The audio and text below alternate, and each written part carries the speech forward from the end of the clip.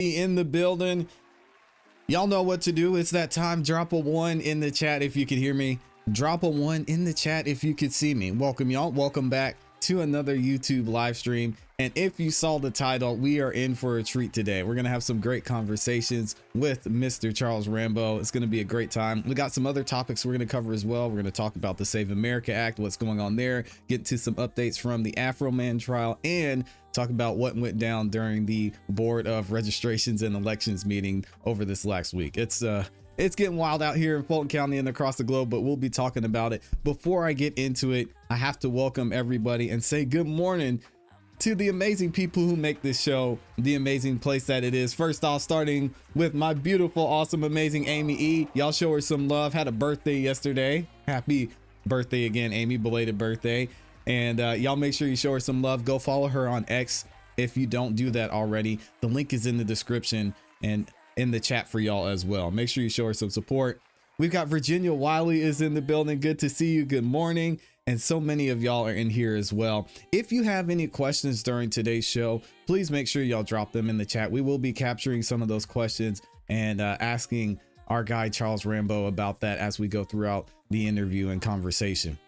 Lastly, if you haven't yet, please make sure that you like the video on your way in. Likes are free. Helps the show continue to grow, lets the algorithm know that you guys are enjoying the show, and it shares the video, the channel, and this live stream with more people. And most importantly, guys, it just takes less than a second to do. It's really easy, and I know y'all are gonna have a great time here with the conversations. All right, if you're feeling extra generous, you can share the video as well. All you have to do is click the share button. It's got an arrow that's curved and pointing to the right. That'll allow you to share the video to any social media platform you're on, and you can also share it via text message. Last but not least, I will be reading super chats at the end of the show, so thank you to everyone who goes the extra mile and sends in those super chats as well. All right, let me make sure we're good, because I know, let me see, somebody was saying that, oh, Amy's saying my lighting looks a little off. Let me double check and make sure we're good. We should be okay. I think we're good. Thank you, Amy. Amy does it all, man. She's a big part of the production that we do here on the show. So make sure y'all support her and show her some love. All right. I think I've done enough talking for the intro. So we're going to go ahead and get into the interview. Let me go ahead and welcome, and y'all please join me in welcoming our great and esteemed guest today. Mr. Charles Rambo is in the building. Mr. Rambo, good morning. And thank you so much for being here. Good morning to you and all of your followers on ClassE Beats. I have been following you since YSL trial. And I want to say to you and your audience, you are a very informed group. You could be talking trash about sports and rap and so forth, so on. Dude, I see you more or less glued into politics, court TV, what have you, and you're keeping your audience informed about the current issues that are going on in politics, community, what have you. So, at the end of the day, I'm just honored to be in your presence for this interview. Man, you're too kind. Thank you, Mr. Rambo. And it's an honor to have you here as well, because in the spirit of speaking on truth and giving great information, you are a library full of information when it comes to not only some of the things that are going on in the world from the military standpoint, but from right here in Fulton County and so many of the topics we've been covering on the show. So I give the honor back to you. It is an honor to have you here today. And I have to point this out before we get into your story. Thank you so much for your service as well. I know if you've been watching since the YSL days, you know the Air Force raised me. My mom and dad, both lifers in the Air Force. My grandfather, a Marine. So I have such a great esteem and a great respect and appreciation for the military and all that you do. So thank you so much for your service, not only in the military, but right here in Fulton County as well. Well, I just have one question for you before we get started. Yes. Why aren't you an attorney by now? Because you have such a you look at these things contemporary of what's going on in courtrooms, and I mean you give such great courtroom etiquette, and you explain it to your audience. Man, you need to be in somebody's law school. I mean that. I appreciate that. It means a lot. I tell the story. I became a lover of the law truly when I served on a grand jury here in Fulton County. and I just Wow. got to hear case after case after case after case. I said, man, this is absolutely amazing. Just how much people don't know happens on the local level when it comes to the legal side of things. And I think that's what kind of got me into this learning and studying of the law and understanding it at, in my opinion, somewhat of a basic level. So I appreciate that. I don't think I have the patience to make it through 6 years of school. So we're going to stay on this side and have a little fun, but it means a lot that you say that. So thank you. Uh, Yes, sir.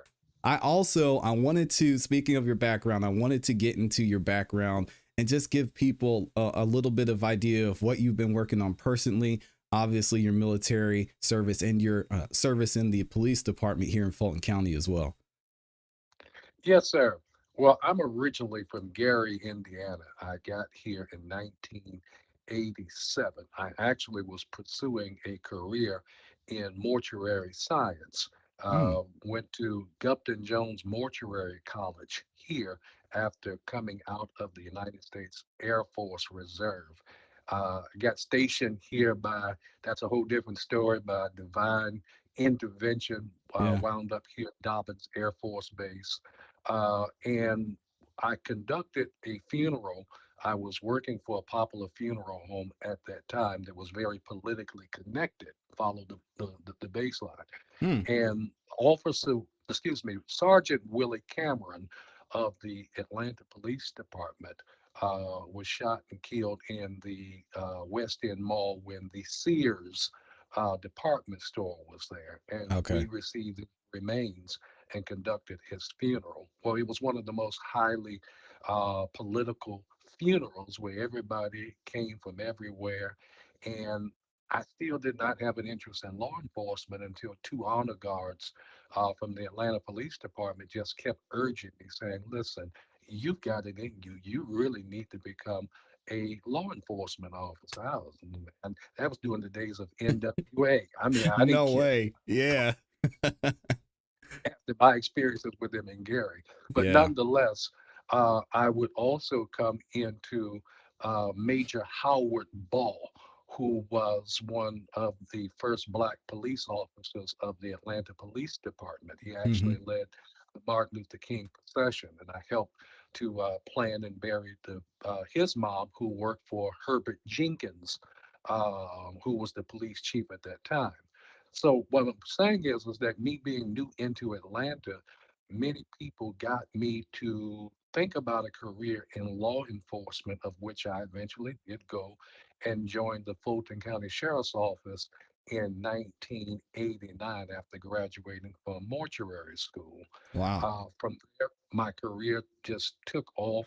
It started off working at the Fulton County Jail. I actually helped to open up the Fulton County Jail in 1989 when it was first built. We can go into that story and all the nuances that go with what's going on with that facility today. Yes. Um, but from there into working maximum security, that really cut my teeth because a lot of folk looked at me and was like, "Oh, you from Gary, Indiana," and that earned me my instant street recognition, Yeah. street credibility, what have you. It wasn't because I was some nefarious guy. It's just I came up the rough and tough way, and I had, so to speak, the battle scars to show, and people identified with me from maximum security to Red Oak projects to everywhere. So I had a very great connection with people, street credibility, the key to the streets of Yeah. getting things done.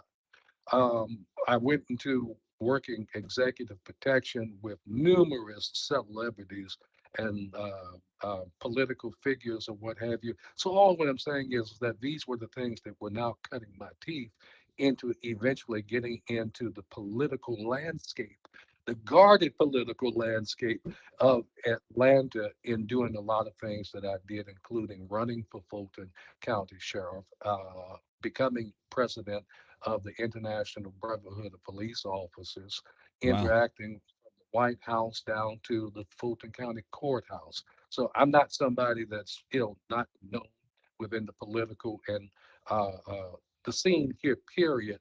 Very informed view, but since this past election, I've been kind of shut out from the local media after the 2024 sheriff race. So I'm very thankful for outlets like you that are not ashamed to get involved and invite people to come in and share truth about, what's going on. So I'm open.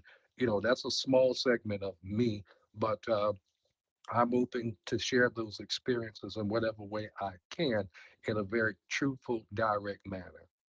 Well, I was going to ask you this question at the end, but speaking of your race, you've run a few times, several times here in Fulton County. Are you looking at possibly running in 2028? Was that something you considered, thought about? Listen, I'm going to share something with you that I've not shared with.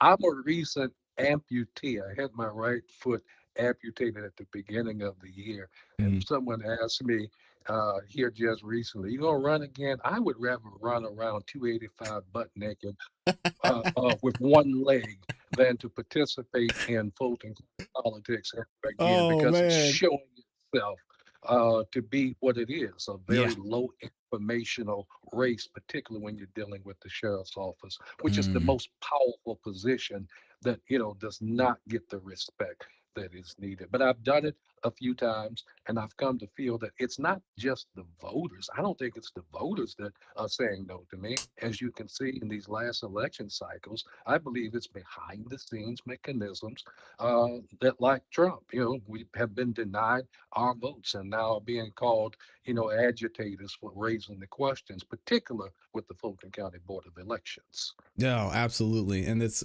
they're actually meeting today. We're going to get into that at some point tomorrow, but it's funny that you bring that up because I think a lot of the things I've seen as we've been covering what's been going on in Fulton County is just the surprise from people at certain offices that are elected officials, even like the sheriff's department, and that this person that may be elected might not be qualified. I'm not going to call any names, but there's a lot of issues with the system and the way the voting system's set up. And as you said, the political mechanisms behind what's happening here in Fulton County and across the globe as well. That's correct. And I mean, at the end of the day, particularly in the 2024 race, the Fulton County Jail became the global theater for a lot of the issues that were going on in that time, particularly around LaShawn Thompson's Mm-hmm. case. And I say this, and I'm not poking fun. I appreciate the fact that she went and bonded out three people, the former Commissioner Mo Ivory. Oh, But Ivory, yeah. watch this. LaShawn Thompson, if I'm not mistaken, was charged with just only jaywalking. And he was in there for a very long period of time. So imagine his death could have been prevented if somebody would have come and paid his low bond, or the court system had moved rapidly on such a small misdemeanor case and did time served. Yeah. So at the end of the day, it's not just about going and doing symbolic bonding out. It's about the Fulton County justice system moving forward with Sixth Amendment speedy trials and get these cases moving. Because at the end of the day, as I said, the lower courts on CNN, you can't keep these inmates inside this jail forever. Yeah, and we're gonna get into Rice Street and the YSL and all of that in a second because I know that's somewhat your baby. You said you were there when it opened and everything, but I want to. You got to give yourself a little bit more credit. I could tell you're a humble man because you didn't bring up CSI and some of the things that you have planned and want to do and institute if you were ever to get into office. And I think you should give yourself a little bit more credit with some of the things that you've done behind the scene with the training, with the Constitutional Sheriff Initiative. And I'd love for you to talk about that for a minute because you've done some great work here in Fulton County. Man, you have done your research. You have gone in deep. Um, well, part of what is going on with me in terms of running as a Democrat, uh, even the Democrat Party said I was just too conservative for them. And I appreciated that because at the end of the day, really, I believe that the sheriff's office should not be on a party basis. It really should be on a nonpartisan basis, the same way that we elect judges. I agree. With that, it's because the sheriff is already defined under OCGA 1516-10. That is the Georgia law that governs the sheriff's duties. It's already ingrained in the Constitution what the sheriff's duties are, from corrections to law enforcement, being the chief law enforcement officer of a county. And that's the way that I put my plan together, as you said, the Community Sheriff Initiative, because I was going to be able to demonstrate to the board in a very responsible way how tax dollars are being spent. Because at the end of the day, you have to fund the constitutional officers and their budgets in order for them to do their jobs efficiently. Hmm. And that's what I wanted to do. I didn't have to demonstrate it to the Board of Commissioners. I had to be able to be a responsible steward to these constituents to show, hey, here's how your money is being spent. Here is what I need under a performance-based budget in order to demonstrate here's where we are doing great, but I'm still going to keep the money of where we have done great and apply it to where it's needed, or we're not getting the target, the performance measures that we need, and I need more money. I believe the Board of Commissioners, particular Bob Ellis, who is very fiscally responsible, would agree with that type of concept. But what Right. you have now is just money being poured inside of a bucket, and it continues to pour. And this current sheriff, of whom I know very well, shows no accountability for that type of spending. Particular, watch this, and this way, as you said, why the jail is so near and dear to me is that the jail has always been infrastructurally out of order. That has nothing to do with the sheriff. Right. That has everything to do with the Board of Commissioners, who are responsible by law for fixing, equipping, everything that comes along with any building in Fulton County, to include the jail. So since 1989, when they rushed to build the damn place in order to satisfy a lawsuit called Fambro, Fambro versus Fulton County, it was a dilapidated piece of crap, because at the end of the day, they didn't even have warranties to cover some of the defects that we were finding as we were now bringing inmates from the old Jefferson Street facility into this new 901. So at the Hmm. end of the day, inmates did not do half of what they're doing today. Didn't tell you we did not have problems, but they dared not do some of the things that you see described in this consent decree under this current sheriff.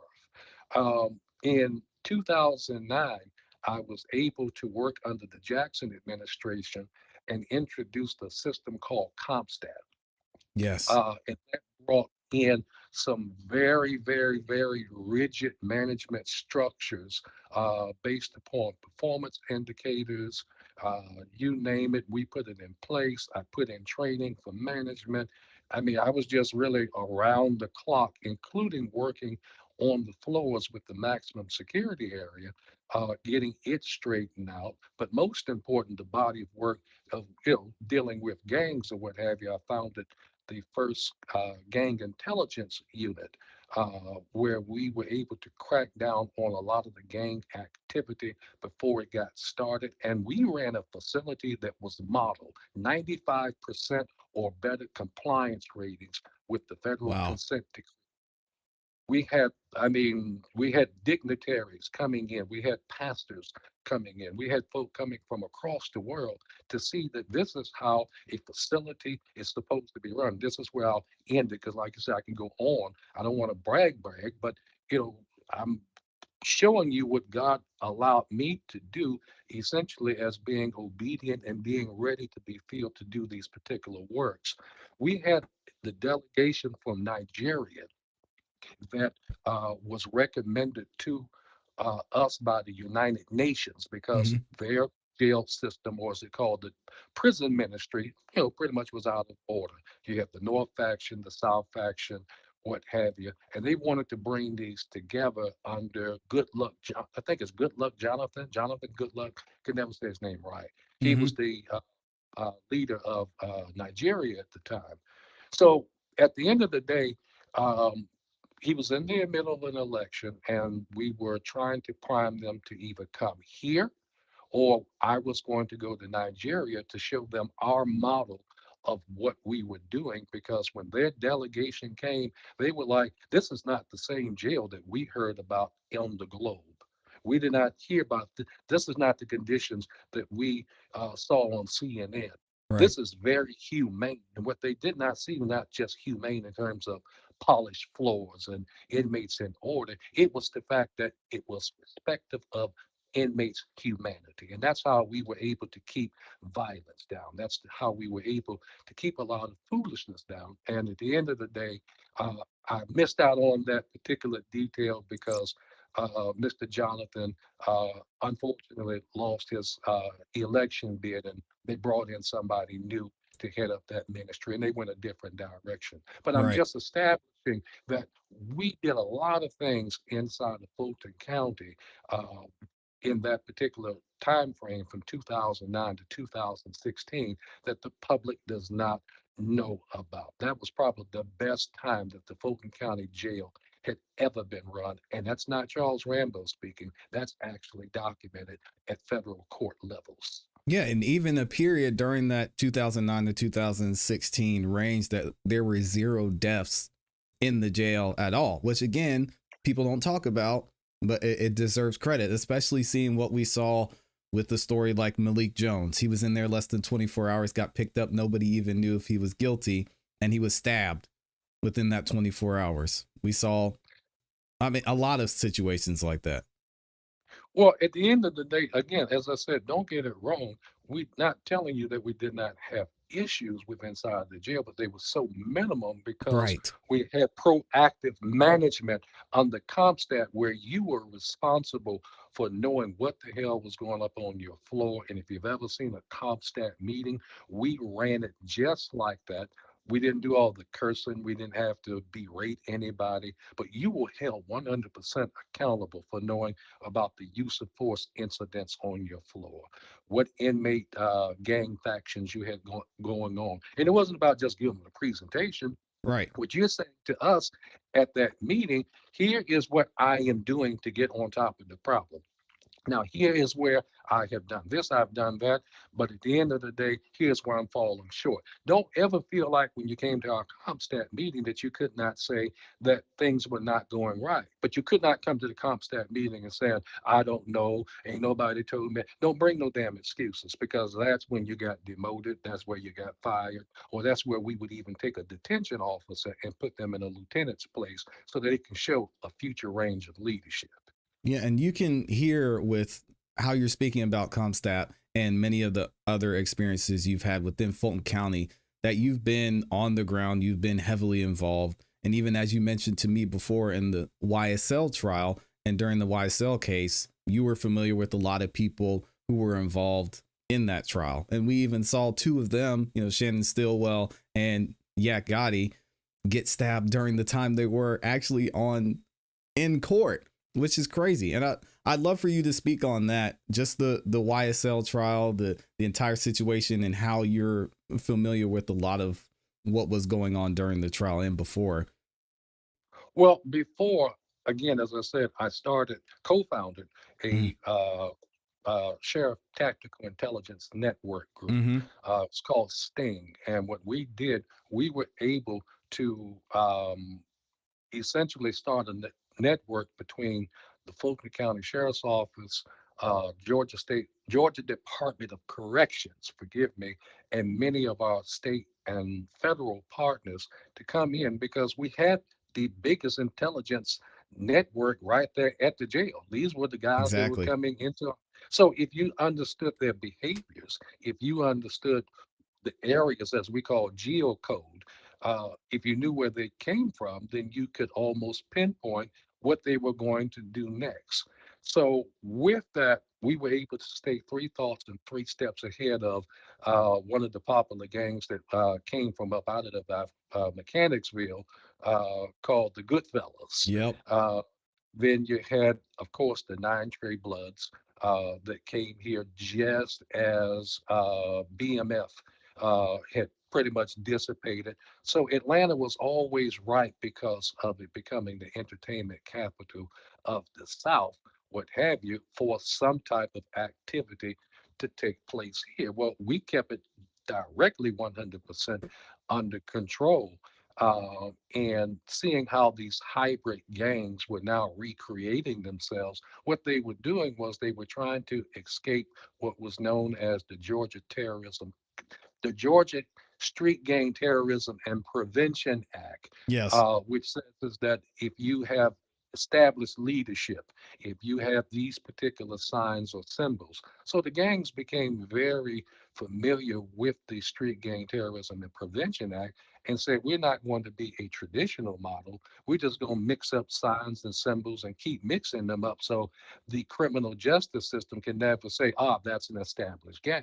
Mm-hmm. Can You could rechange your name overnight based upon whatever crime that you committed. But watch this: when you came into Fulton County Jail, yeah, we were able to pinpoint you and refer you either for prosecution, or we let our partners know on the streets, whether it be federal or state, hey, here is somebody of interest that you need to be aware of, and here's his total criminal network that's going on inside of communities. Watch this. We had the Atlanta Police Department saying in one particular zone, their crime rates were going down. And the question was being asked, why is it going down? Because nobody wants to come back to Rice Street. Exactly. That's amazing. So that was the type of environment that we ran. And when I looked at it and I saw some of the familiar characters that you were talking about, Woody, at the end of the day, Yeah. Shout out to Woody. listen, I am a cop. I am a cop. But I Yeah. sat there and I watched him do the Dave Chappelle when Dave Chappelle pled he did a skit where he kept pleading the fifth in so many different Yeah. ways. One, two, And then three, four, five, fifth. right, right, right. Yeah, I remember it. So watching that, that's what I was reminded of with Woody, as much as a crazy Yeah. narrative that he gave, whatever Mm-hmm. he did in working out his plea agreement and in-camera hearings, with Judge Glanville, what have you, it was almost like he played the system. He Yeah. played the system to get what he wanted. And I was just fearful that a lot of other inmates, don't get me wrong, if you've been charged with a crime, you're innocent until proven guilty. Mm-hmm. But at the end of the day, like I tell guys at the jail, listen, you even need to take responsibility for what you did so that you can keep moving on down the road and be a better man than what you were before you got here. Because I'm tired Absolutely. of seeing you coming back and forth to jail. Forgive me if I'm saying that on a family show. Yeah, I agree. And I mean, we've seen throughout this trial and even heard from Woody himself just how some of the decisions they made and a lot of the places they were in, they shouldn't have been there. They knew they shouldn't have been doing that. They saw a better way. They even had somewhat of an example of someone who was actually doing better for themselves, not being involved in what was going on in the street. And it's sad to see it ended up this way with two deaths in that YSL trial, to be honest. Well, and watch this. We had the satellite facilities. One of them that I did, I actually ran all three facilities Mm-hmm. from as a lieutenant. I'm running the main jail with Comstat, but I also was sent up to Alpharetta. We ran that place so well. Alpharetta city government was like, "Hey, let them have it." They were running this place like a boot camp. And then, of course, the South Fulton Annex. I helped to reopen it after uh, they had closed down. Union City actually ran it as a ICE detention facility. Right. Um, that they were able to make a little money, what have you. Hey, I'm not knocking it, but at the end of the day, when those contracts did not renew, uh, the city just let the jail sit there. We had need for it. I came in, I was the transition commander. And again, it was not in the condition that it was in and the violence that was going on, where I believe that was where Yacht got stabbed up, received the intelligence on that at the time that it happened. So what is going on in this administration that, here's a person that says, I'm a constitutional officer, yet the inmates do not respect your constitutional authority. Yeah. We got to get into that and talk about the Rice Street situation. There's so many directions we could go with this. The Department of Justice. We could talk about the Board of Commissioners and the budget. We could talk about Sheriff Pat Labat's just blatant disregard for accountability. But I'm gonna leave it up to you on this one. Speaking about the sheriff and his current role with what's going on in Rice Street, Well, where do you I, start? I, I have to take some accountability for him, is because I taught him in the academy. Now, he Mm-hmm. was always a part of the Atlanta Department of Corrections, noble profession, do not get me wrong. He came to the Fulton County Public Safety Training Center to become a peace officer, to get his basic peace officer certification. So I taught him in the academy. So right now, I'm also coming back as the teacher to correct my student Mm, in the public because you are holding a public office of public trust.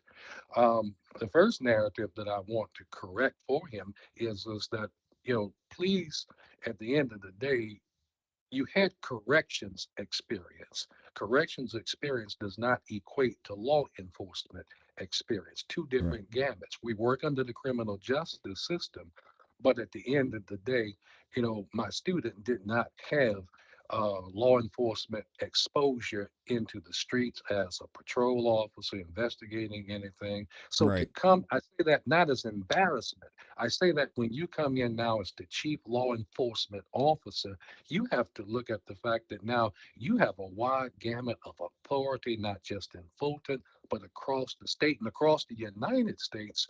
And if you're not exposed to what that power means, you know, it it it drowns you. As a fact, as I told him day one when we were on good terms, I said, you are not going to be day one ready for this position. I was Right. not saying that to be nasty to him. I was saying because he did not have the depth of experience of running a major county jail, a major county law enforcement division, where now you see everything going to hell in a handbasket since 2020 2020 when he took over. And Yeah. now you have all of these not only consent decrees, but you also now have two federal monitor reports that have said this isn't Charles Rambo talking, two federal reports that have said that nothing has changed at that facility. So what is going on that you come continuously asking the Board of Commissioners for money? In fact, you even had one former Yeah. commissioner that was saying that, well, he's a constitutional officer. Don't make no difference about being a constitutional officer. Even they are responsible and should be accountable for the money that they're spending on behalf of taxpaying dollars. You don't come back and just continuously say, well, the money is gone and I need some more. No, Yeah. that's Exactly. unfair.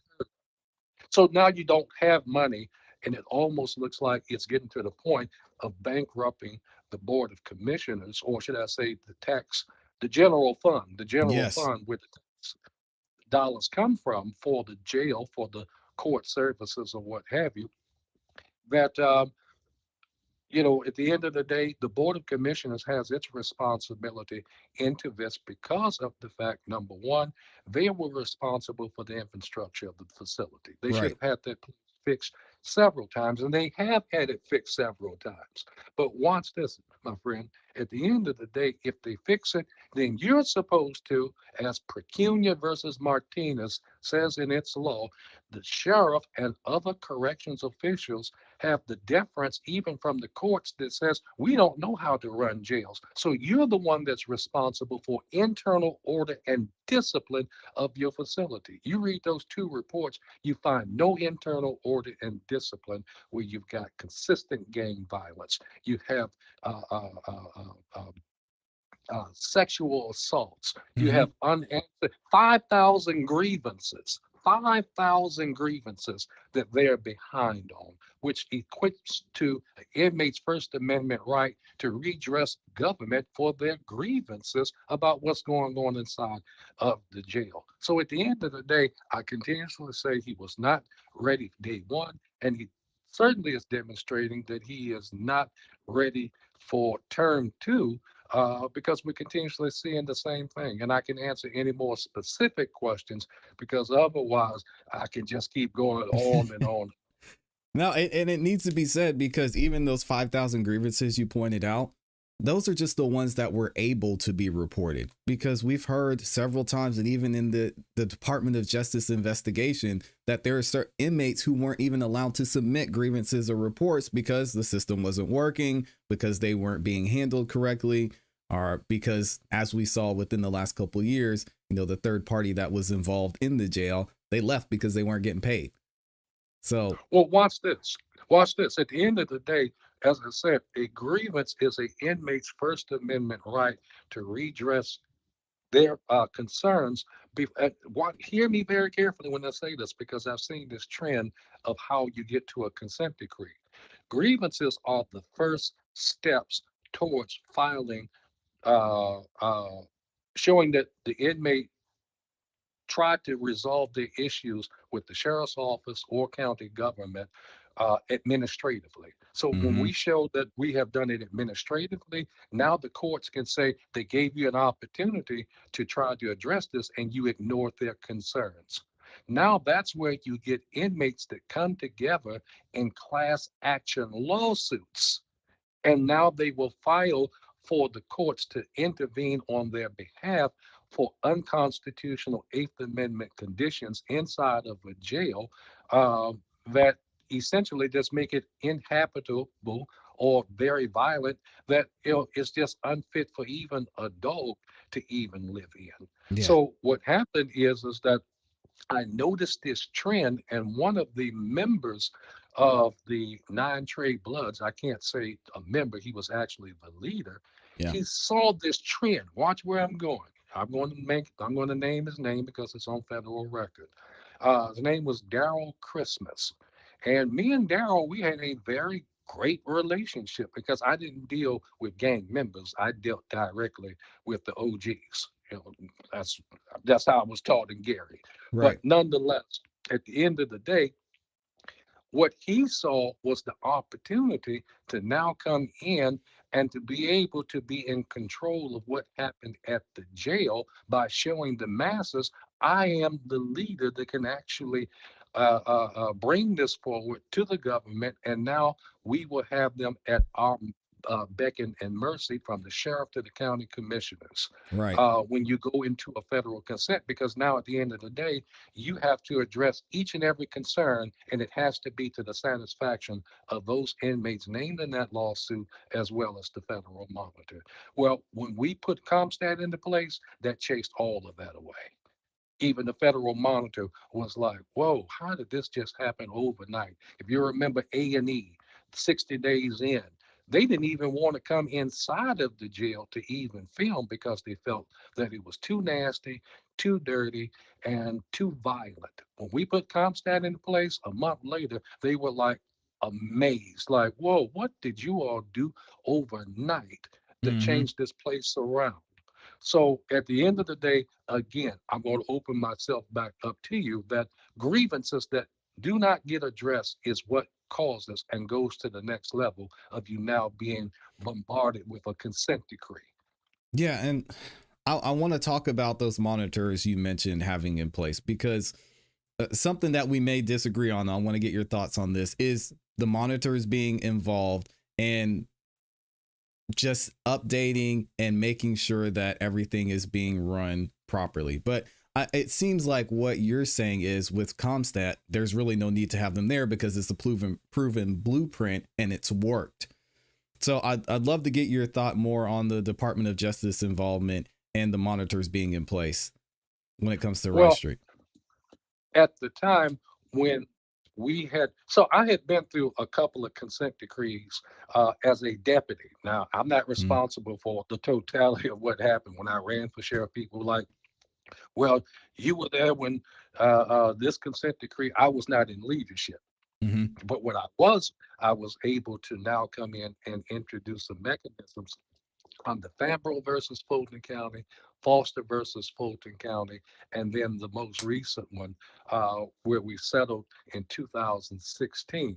And we dealt with one of the toughest monitors in the United States. His name was Calvin Lightfoot. Okay. And at the beginning of uh, Sheriff Jackson's term, he came along with Judge Shube, Judge Marvin Shube, and they said, Sheriff Jackson, we're this close. We're this close from taking the jail from you. And they had just essentially taken it over from another administration. Right. But when we put CompStat into place, Sheriff Jackson entrusted me to run it and do what I said that I was going to do. Within 3 months, we had turned the facility upside down that they called him back to court and they said to you, Sheriff Jackson, we're this close to ending the consent decree over the jail because of the fact that we had turned conditions around. So at the end of the day, and I could be labeled for what I was or what have you, but I'm a hard-headed person to a degree that when you are anointed to do something, you cannot be distracted by the failures of the people who were in place and wanting you to do things their way. No, that's not why God sent you. Right. God sent you for the purpose of doing things in a way that is exceeding and abundantly above anybody's expectation. So I really almost did not pay attention to even what Calvin Lightfoot respectfully was saying because I was on the mission of being on the floors, getting the pulse of the inmates, the pulse of the deputies, the unit managers, putting together key performance indicators, holding them accountable in the meetings. Before long, here we now had Mr. Lightfoot coming and saying, and there was even an article printed in Creative Loafing saying that this is how a jail is supposed to be run. Yeah, well, here's where my frustration comes from with that, because you hear that part of it, and then you see a sheriff that is basically throwing up his hands after the DOJ gets involved and saying, "Oh, well, we don't have enough money. You see, we couldn't pay these contractors, so they left. We don't have enough people we don't have enough people and boots on the ground in the jail, so I can't do what we have to do." But if he has the blueprint, he has CompStat, he's got the numbers from 2009 to 2016. How did we get here in the first place would be my question. Why is the DOJ even here? Is it ego on the sheriff's part? I mean, what am I missing? Well, I would have to say very respectfully um, to I won't say former friend, but I would have to say respectfully, it does come down to a point of ego. The fact that you get inside the position and the first thing of order that you do is you brand your name on the side of the cars. You brand your name inside of the patches and inside of the uniforms, and you want everything to have your name on it. Mm-hmm. So at the end of the day, when your name is on something, then you have to take accountability for everything that happens with inside of your administration. Moving forward in 2020, there was so much more concentration of marketing and branding that the jail conditions were now falling apart. Now, Yeah. don't get me wrong. Do not get me wrong. There are county commissioners all across the state, including Fulton County, where they do not like the fact that you have an independent officer who does not is not accountable to them. So when you're Right. not accountable, then at the end of the day, we might control your budget, but we want to really control your operations. So I'm going to say this, and this is going to blow everybody's mind, and I want Rob Pitts and anybody else to come in and challenge me. At the end of the day, they want to abolish the sheriff's office.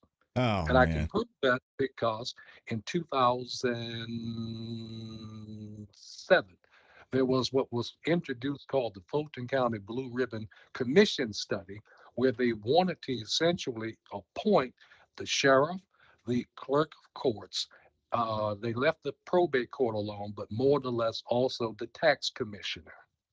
These are positions that are protected under Article 9 of Georgia's Constitution that says that these are standalone constitutional officers. Yeah. At the end of the day, even Rob Pitts, and I was part of that Blue Ribbon Commission study, because at the end of the day, if I had not come and given my very straightforward commentary, the sheriff's office at that portion in time probably would have come up under the Board of Commissioners. So now they essentially have somebody that I believe, and I'll say it again, Pat, you can come on here and you can correct me. you are essentially in position to help this sheriff's office to be destroyed, essentially by two terms where you're demonstrating that, not only with the jail, but also you can look at with the service of civil process, the service of civil process for temporary protective orders and other important civil documentations were almost 2,000 in the backlog. 2,000. Mm-hmm. That's too many. You're not performing your duties according to 1516-10. So I'm not pointing out something that is not fact. This is actually recorded. I come back again into the fact that you know since Patrick Labat has been sheriff since 2020, he also requested monies for retention recruitment and retention of detention officers and deputies. The Board of Commissioners gave him all the money that he needed. Go They back sure and did. look at, they gave him We everything that went he through it needed, line by line. We saw it. including, watch that line by line, including sign on Yeah. bonuses. So what is going on that you can't even keep people with sign-on bonuses and top rate salaries? It's because people don't want to work for toxic leaders or in toxic organizations. Mm-hmm. You had people who were veterans that could have helped keep the place in line. You had new folk that were coming in from all over the United States. Those people are not there because they got tired of the toxicity that was going on inside of the sheriff's office. And now you throw your hands up and say, oh, I can't recruit staff.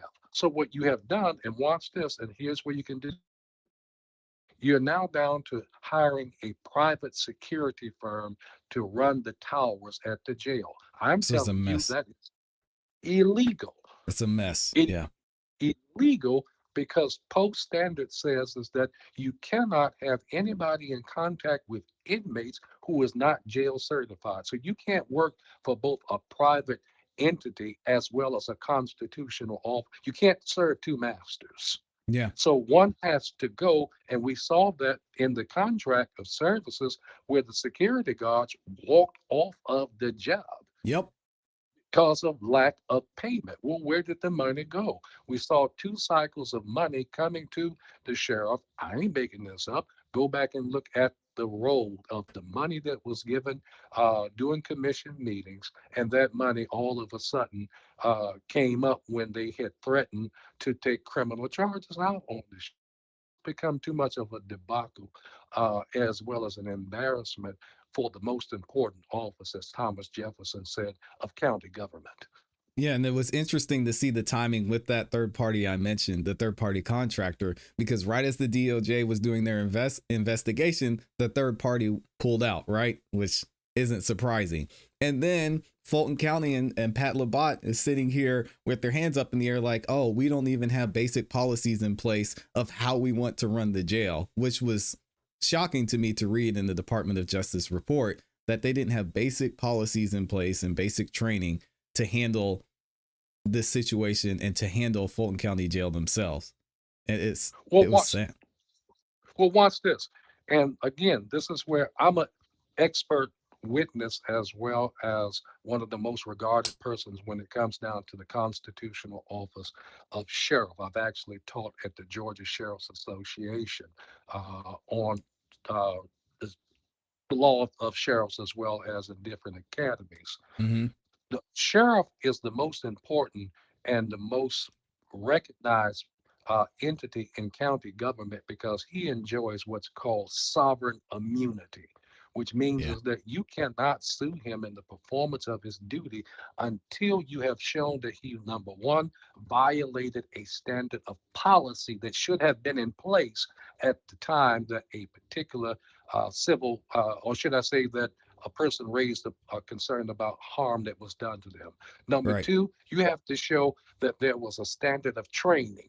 What was the training that you put into place that the policy would support? But most important, you have to show a level of supervision. So let's go back and look. The DOJ, not Charles Rambo, not ClassE Beats brought this up. The DOJ said that there's no standards of policies that they are None. following in day-to-day operations. It's Number crazy. two, the Department of Justice have identified that the standards of training are substandard to the point that it's now just on online portals where you just get, a feel-good manual, what have you, but you didn't learn anything. Mm-hmm. Third, most important, if you had supervision in place, then you would have lieutenants, sergeants, but most important, leadership. Wherever leadership is present, everything in that environment is supposed to change, and you should not be seeing the type of things that you're seeing. Even in the absence of a sergeant or a lieutenant, the basic deputy with the most experience should know that this ain't how it's supposed to run. Yeah, and I think that was one of the most shocking things for me from the Department of Justice's report was just the lack of care that was had by the Fulton County Sheriff's Office in Rice Street specifically. I mean, put aside the fact that people were sleeping on the floor, that the doors were broken. I mean, just basic. This is why you had people getting tased for pushing or shoving somebody or going back and forth over abuse of power, which we've seen in these class action lawsuits as well. It's just set up for failure, and it doesn't make sense because, as you said, we've got the systems that work. We know what systems work. They're just not being used for whatever reason. Well, look at the words that you said, a system destined for failure. We turned it around for a system that could have been given to generations of law enforcement Yeah. leaders to the point we became a world standard. We became a world standard by the delegations that came to see what we were doing. We were even able to have the Department of Corrections from Georgia State Department of Corrections to come in and see what we were doing. I even taught them in correctional intelligence so they could see the nexus between the type of inmates that we were sending from Fulton County down to the Department of Corrections throughout the state. And even they were like, these dudes coming in and they have a whole different perspective and attitude than what we were used to. Yeah. So at the end of the day, this isn't just about, infrastructure. This isn't about a building. This is about humanity. This is about correcting the souls and the hearts of men that are inside that facility before they become, as Hillary Clinton and Joe Biden described as creating super predators. Mm-hmm. And it's going on right now inside the Fulton County Jail. You can take it or let it alone, Patrick Labat, but you got some serious reckoning to do with the black men that are inside of your particular care. 95%. And this is how we're showing the world how we run the criminal justice system. I beg your pardon, sir. You need some correction.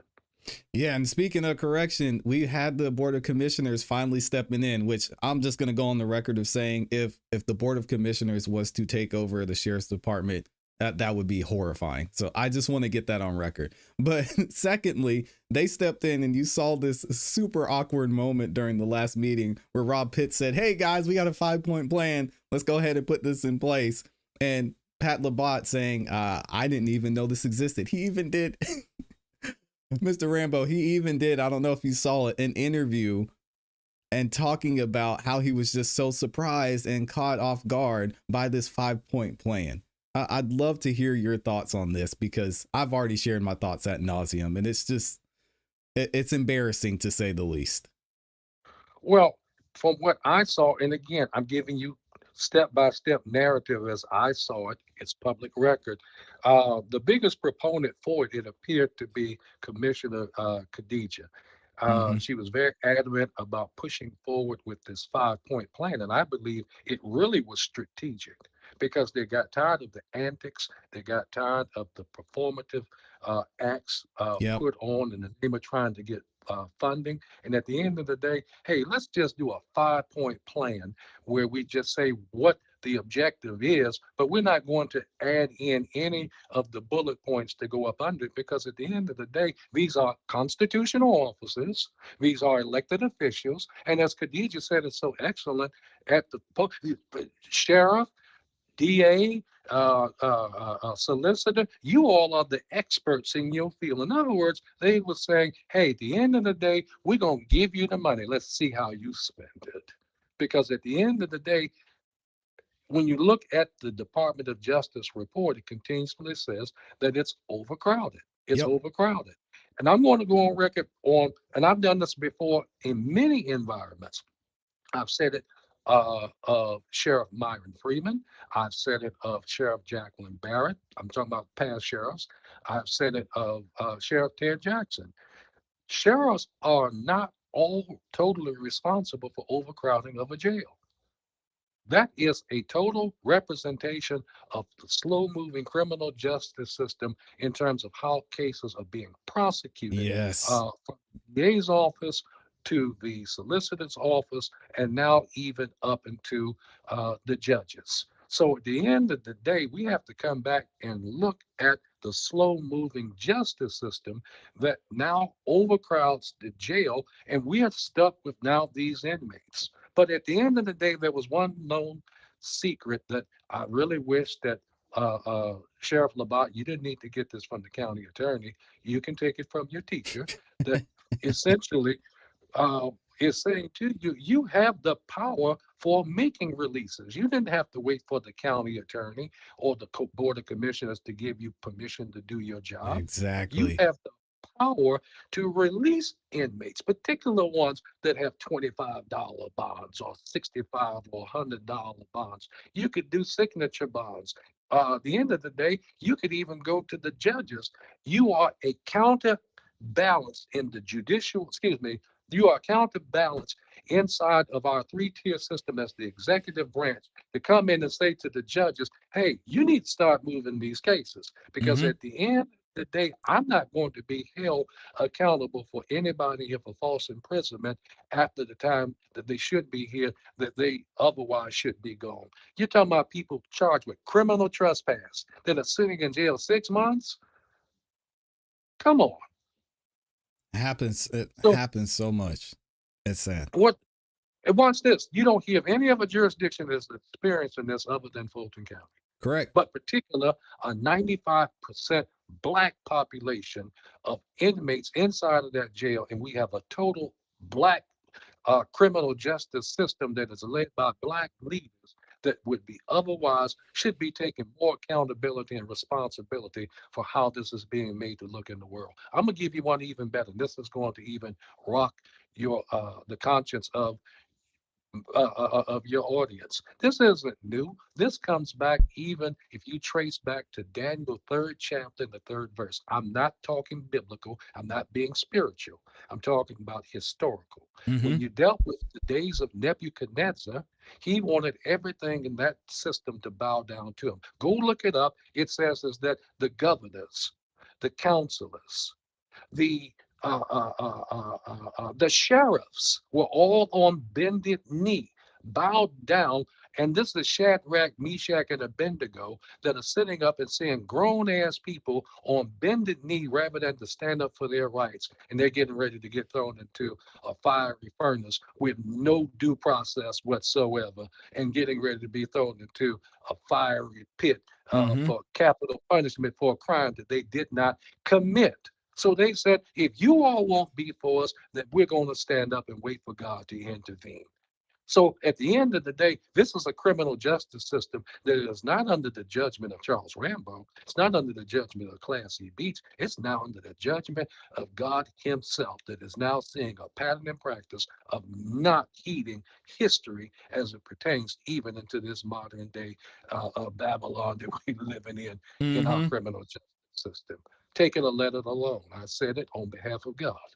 Well, I appreciate that, and I'm glad you brought it up because we got to talk about the powers that be and this love-hate triangle between the board of commissioners, the DA's office, and the sheriff's department. One thing I've been on Rob Pitts and Patrick Labat's side on is how the DA's office is, let's just be honest, flooding these jails with a lot of the way they're charging these cases. I mean, we could even go into, in my opinion, the somewhat abuse of the RICO charge by Fannie Willis. So I'd love to hear your thoughts on this situation with how the DA's office is playing a major part in some of the issues that we're seeing in Rice Street and just across Fulton County. To a degree, and to I won't say I'm coming to her defense, but Yeah. the overcrowding of the jail in slow-moving criminal justice system goes all the way beyond Fonnie Willis, back to the days of Paul Howard, even back into the Mm. days of the late deceased Lewis Slayton. The jail had always been overcrowded from the time that we were in Jefferson Street Jail, the old facility, to the time we moved into 901 Rice Street. We don't have the um, the right of prosecution. We have the right and responsibility for remanding the custody and care once they've been put into our position. Hear me out when I say this.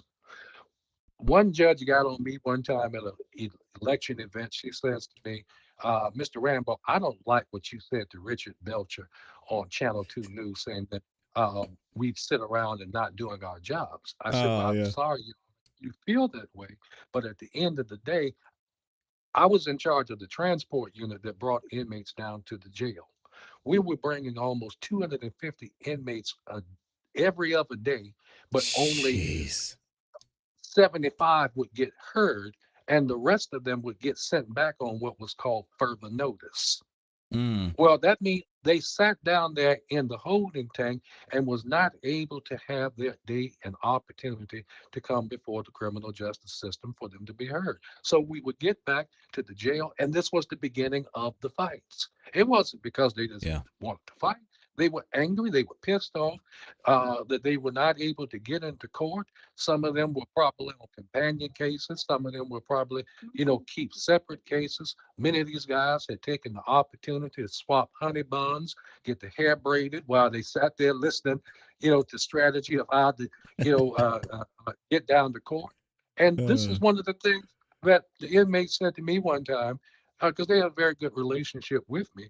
Uh, he said, Rambo, listen, at the end of the day, I'm willing to go down the road to take accountability for what I did. But I'm not getting ready to take accountability for some of this shit that they're stacking up on me inside of my case. mm-hmm. Now go they can go south. And please forgive me, I'm repeating what inmates said to me out of frustration. I'm not trying to be foul mouthed on your show. Oh no, So you're good. this was frustration of inmates saying to me, hey, I'm in jail for a reason. Get me down the road or get me home. Mm-hmm. So whose problem is that? That now comes down to our prosecutors. But here's the biggest problem. Our local jurisdictions are not sending us cases that can be otherwise prosecuted. Otherwise, you should have all of the evidence, you should have all of your witness statements, you should have all of your crime scene, everything together in one great package that should be presented well enough for the DA to say, I can run with this. Yeah. Or better yet, I'm sorry, this has no merit. We're not going to pursue this one. And unfortunately, we have a jail that is filled with inmates that otherwise, have poorly prepared cases. Should some of them go down the road to face their crimes? Of course they can. But the Constitution says innocent until proven guilty, and the state has the burden for proving that particular guilt. Yeah, and we even saw again going back to the YSL trial. Yeah, Gotti was found not guilty on all counts in a RICO case and still sat in Rice Street for months and months for something that happened while he was there. It's just, and you feel like you hear that story so much. Someone who hasn't even gotten a court date. Then they were in Rice Street, they were in prison, and then there was a fight that broke out. They were defending themselves, and then you have another charge added on, and then they have to wait to get that heard. So now you're just Well, stacking. Go ahead. no, no, no. Please finish your point. Finish your point, please. No, you're good. I was just saying there's just the charges end up stacking up, and then it delays them being in for things they weren't initially in jail for. Let me tell you the reason. And I got a citation. When I say citation, I was awarded by our watch commander Mm. for a whole quarter. My floor, which was the fourth floor, they used to call it Jurassic Park because of the we had the primary age range of 17 to 25-year-olds. And they just stayed in so much foolishness up until I brought that internal order and discipline on the floor. And this is how I was able to bring down. I literally had for a whole quarter no incidents whatsoever. They had to go back and look at it again to say, how is he able to do this with no issues whatsoever? That's Mm-hmm. because I made them young men stick their noses inside of the law library. If your attorneys are not working on your behalf, you have the opportunity to represent yourself, or Yeah. at least to speak up on your behalf to know what's inside of your discovery package. If you got that discovery package, you should be sitting up here studying that damn thing left and right rather than sitting up here trying to pick a fight with somebody about a honey bun or Mm-hmm. about, what somebody said about you on the street in this, be that, so forth. No, don't bring that foolishness on my floor. And if I don't, I would come in and ask an inmate, hey, what's uh uh uh what is the case law pertaining to fruits of the poisonous tree? uh, um, um, um, they didn't know at that time, but when I took away a privilege from them for not knowing that, watch this, they came back knowing the information better than some of the law schools. That's why I say to you, and I'm not saying you ever been in jail, when you press somebody, when you get somebody in the mindset of the law, Yeah. when you get their mindset in the mind of the law, they can just go all sorts of ways. And I Mm-hmm. would see some of these guys out in the street. Man, I saw one guy and I knew how he got out. He, I was walking through the Target parking lot off of Moreland Avenue, Mm-hmm. and my wife was with me, and the car was just circling around the parking lot, and it looked like it was deep with about 6 people. I was like, "Oh, something don't seem right about this," but Mm-hmm. I'm gonna keep walking, and finally, the car finally turned and sped up towards me and stopped. I was like, "Okay, whoa!" So my hand is right there at the side, getting ready to potentially draw, and the guy was like, "Hey, no, no, LT, man, it's me." I'm like, "Okay, well, who is you?" He said, "Man, this is my wife, and these are my 3 kids in the back seat of the car, man. I saw you, and I was circling around to make sure it was you because I wanted to tell you thank you. Thank you for what?" He Mm. said, "Man, you made me stick my nose so deep into them law books about what was going on with my case. The judge reduced my bond from 25,000 to a signature bond, a Wow. signature bond." Because I stood up for myself when my attorney was not able to do it. I'm out here now being a better husband to my wife, and I'm out here now being a better father to my kids. Man, to this day, that damn story still gives me tears because at the end Yeah. of the day, I'm not trying to turn out somebody to the street or down to the Department of Justice.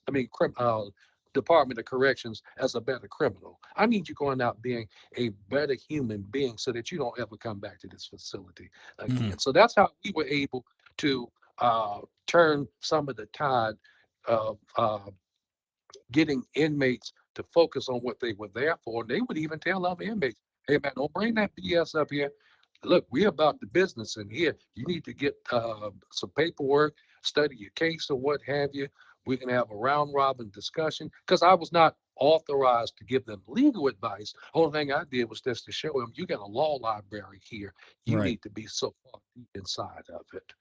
Yeah. I mean, and like you're saying with the leadership point, if somebody doesn't take that leadership, there's going to be another person that steps in. As you said, with Mr. Christmas, that he stepped in. So there was a lack of leadership there. Somebody else took over and started guiding in that way, which I mean, to me, it seems like if you're not planning on running in 2028, then Pat Labott needs to go ahead, swallow his pride, hire you on as a consultant so we can get this thing fixed because people need it.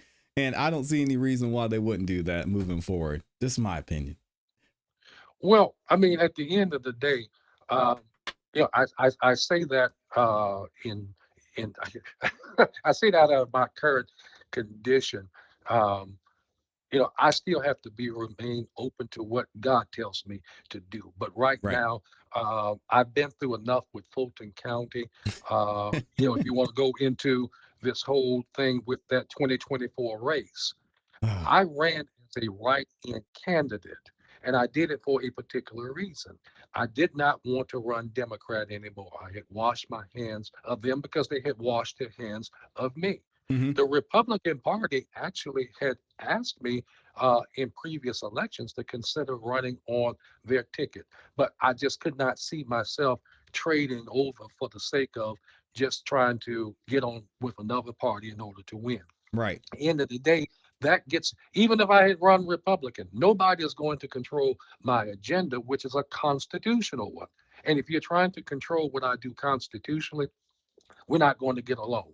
That serves Democrats, that serves Republicans, that serves the Whigs, the Bull Moose Party, whoever. If you have a sheriff that is concentrated constitutionally on what the job dictates, you would have a hell of a county that's being run. So I say that is that the 2024 race still needs to come under investigation. I hope the FBI in its raid will get those boxes as well, because Yeah. you cannot tell me that this sitting sheriff got a 100% win. If that was a 100% win, that should have been that should have been celebrated across the world, that you had an opponent who was well known, an opponent who otherwise has just as much knowledge, and you were able to beat him. He didn't get one single vote.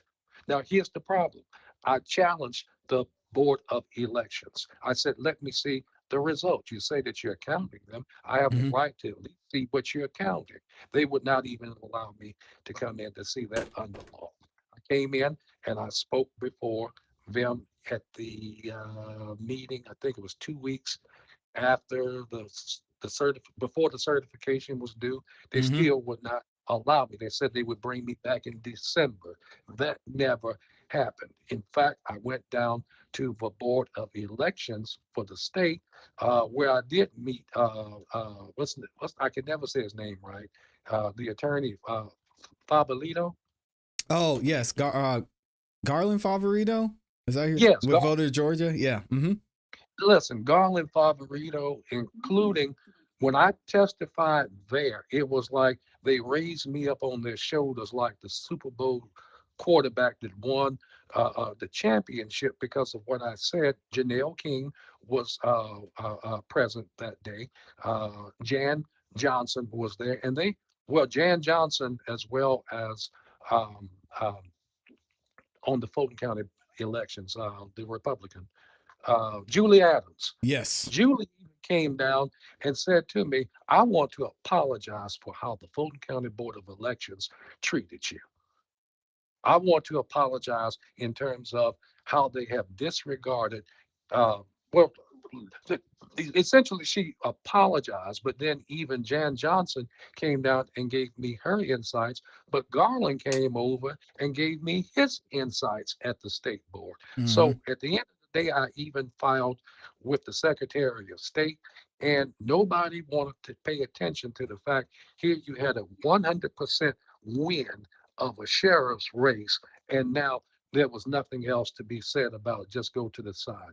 To this day, and I'll say it publicly, and if you're listening, Nadine, at the end of the day, it was a very nasty experience dealing with Miss Nadine Williams, all the way to some of the workers there. They even tried to challenge me to tell me that I couldn't run as a write-in candidate. Hmm. Most important, they were upset the fact that I didn't have to pay a qualifying fee. Uh, so many different obstructions came in with the suppression, even to the point that some of the notices that I was told by credible sources, the write-in notices were not posted during early voting at some precincts, to include the Arts Center. There were other Yeah. things, but most damning is that Rob Pitts himself was trying to take control of security at the polling places from the sheriff's office to give it to the police department. That's a job that is defined by law for the sheriff's office to perform. So at the end of the day, there was so much that happened in my race that I believe, as one of the case laws said, the burden of the candidate becomes the burden of the voters. Voters are still asking, where is our votes? Republicans in the North End were saying, listen, we voted for you in numbers, and Yep. we don't see where those particular numbers are even on Fulton County files. So it is my prayer that the FBI, as well as the Department of Justice, not out of sensation, uh, comes in and looks at this particular race. Otherwise, if you don't, I'm leaving it in the creator's hand. I've spoken enough. Yeah, I mean, we've gotten this far for a reason. There's a reason they're involved. We've even heard the Board of Elections calling for help. They're asking for help. They subpoenaed till till their eyes turned red. and we're still at this point. So I'm with you on that 100%. And I think, and I'm hopeful, prayerful, as you said, that we'll be able to see some movement and some answers going forward here shortly. We'll have to wait and see. I'll tell you what was one interesting thing is that uh, what really occurred. I qualified early on in the primary. And when I qualified during the primary period, even though I was not due to come up for election until the general election in November, I participated in several debates that otherwise showed that, I'm not a Democrat. I did not believe in a lot of things that they were talking about in Right. terms of immigration enforcement. I didn't believe in a lot of things that they were talking about uh, in various issues pertaining to the office of sheriff, and that was displayed at the ACLU debate. So watch this. After the primary was over, it was pretty much shut down. The media blacked me out. The media that called me for everything, anything relating towards the sheriff's office over the years, blacked out the race totally, and everyone went to the polls thinking that Patrick Labat did not have a challenger. Mm-hmm. No, that was not true. I was an official write-in candidate since March. So with that, he was able to, I even had some of his surrogates calling me a bully. A bully. Now watch this. This is a grown man got his surrogates calling another man because he has knowledge and has experience. Your teacher, you're calling me a bully because I'm correcting you that even if you do win, I want to see you do better. That's what a Mm-hmm. teacher does. Yep. He doesn't just scold and chastise you just for fun. You are still in need of that great teaching right now as we speak, from me or somebody to put you on a trajectory to success. But nonetheless, they shut out the November election to the point where the Board of Elections wouldn't even talk to me personally. I had to do email with Nadine Williams. She would not communicate with me whatsoever other than through email. I even asked, what have you all done to educate people about the write-in process? Oh, just trust us, we're doing it. I don't need to just trust you. I need to see it because I want to be able to be consistent with the material that you're putting out. But most important, I challenged them, and I think that this is where um, Julie Adams said I struck a nerve. They let the race go on to make it to seem like there was no challenger when many people were calling saying, hey, I'm calling media saying, hey, here's an issue. Oh, Rambo, that race is over with. No, it's Mm-hmm. not. I tell you what, why don't you call the Board of Elections and find out whether or not the election is actually over? The Board of Elections wouldn't even put anything out saying that there was a sheriff's race going into November. So they're just as much at fault for voter suppression. And I say that because I filed anti-litem notice with the Board of Commissioners as well as the Board of Elections. Unfortunately, I was not able to follow through because I had a serious setback that I'm recovering from. As I said Mm. at the beginning of the podcast, I Mm-hmm. had to have an amputation. But God bless, Friday, I'm supposed to have my prosthetic leg. So I'm looking forward to a one-legged butt kicking contest. Getting back out and bringing this issue back to point. I love to see it. Well, Mr. Rambo, thank you again for your time today. We're going to do everything we can to make sure you stay involved here in Fulton County because we need you. You're doing so much good work, and I love hearing your thoughts and insights on this. Is there anything you'd like to leave the people with before I let you go for the day? Man, listen, at the end of the day, I'm really trying to fight back a crocodile tear because unfortunately, low information has just become the culture, Yeah. particular voters, and we need people like you to continuously raise the standard. It's almost become like it's a dumbing down of the voters' education, particularly about the sheriff's race, constitutional offices. If they really understood these offices like they knew that they could be, Fulton County would be great all over again. And I'm not saying that consistent with, Donald Trump. I have respect for what he does, but at the end of the day, as Tip O'Neill said, all politics are local. So we've Yeah. got to strengthen this here at the local level.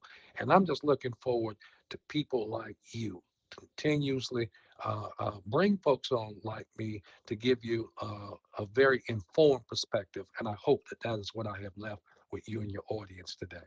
Absolutely. And we look forward to more conversations like this because, as you know, this is a long process and it's not going to be solved with just one conversation or one live stream. It's going to be continued education, as they say. Uh, Please tell the people and let them know where they can support you, where they can go to check out some of the things that you're doing, and where they can see you the most.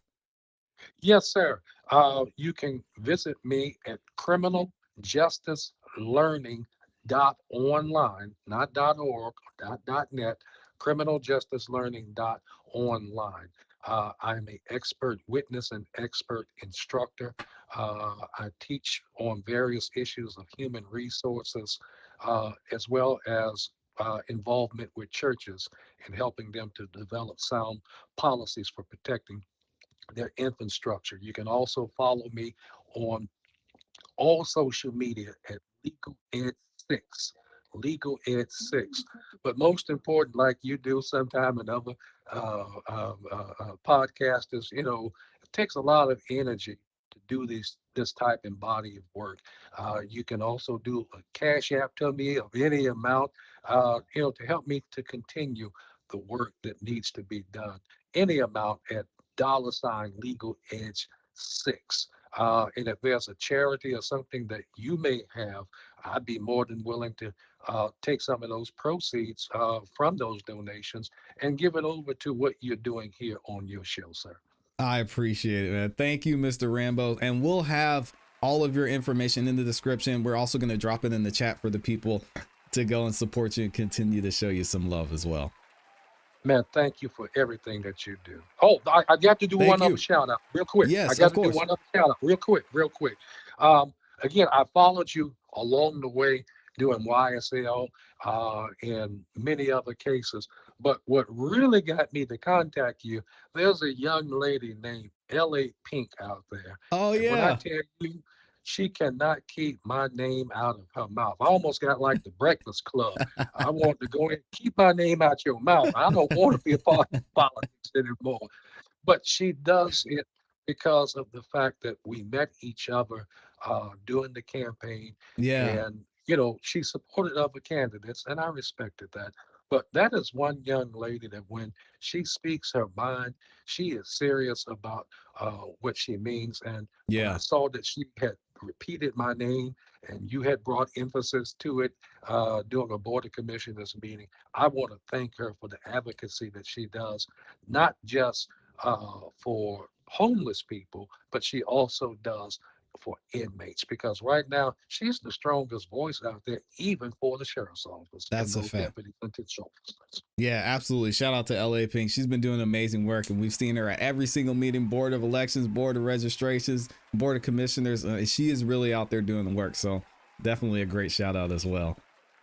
Yes, sir. Thank you again for the opportunity that you gave me to be on your Thank you. show. I appreciate you, brother. Anytime you want to come back, this is your platform. So we'd love to have you back. Thank you. I appreciate it. And please give my regards to Amy for facilitating and making this happen. Oh, I will. Happy birthday, ma'am. She's in the chat. Thank you so much, Mr. Rambo. You take care. Yes, sir. Appreciate you. All right, y'all give it up for Mr. Charles Rambo. Wow. What an amazing interview. Amazing conversation. Always love to hear from someone who has the experience, the knowledge, who's been involved, who's continuing to be involved in working. Y'all, please make sure you go and support him. Go show him some love and go check out everything he's doing, because again, this isn't a one conversation. This isn't a one day thing. This is an ongoing process, especially here in Fulton County and across the nation. And we're going to continue to do the work. So thank you again to Mr. Charles Rambo. We got to have him back on the show. That was great. Great conversation. Thank y'all for supporting too. Over 6,000 of y'all up in this thing showing love. Thank you to everybody that's liked the video so far as well. If you haven't yet, please make sure y'all like the video. It's free, guys. All right. Most of you have liked the video. It'll take a second and like the video. Let me read a couple of these super chats, and then we're going to get into the rest of the show because we're not done. We still got a lot of content to talk about. Shout out to my beautiful, awesome, amazing Amy E.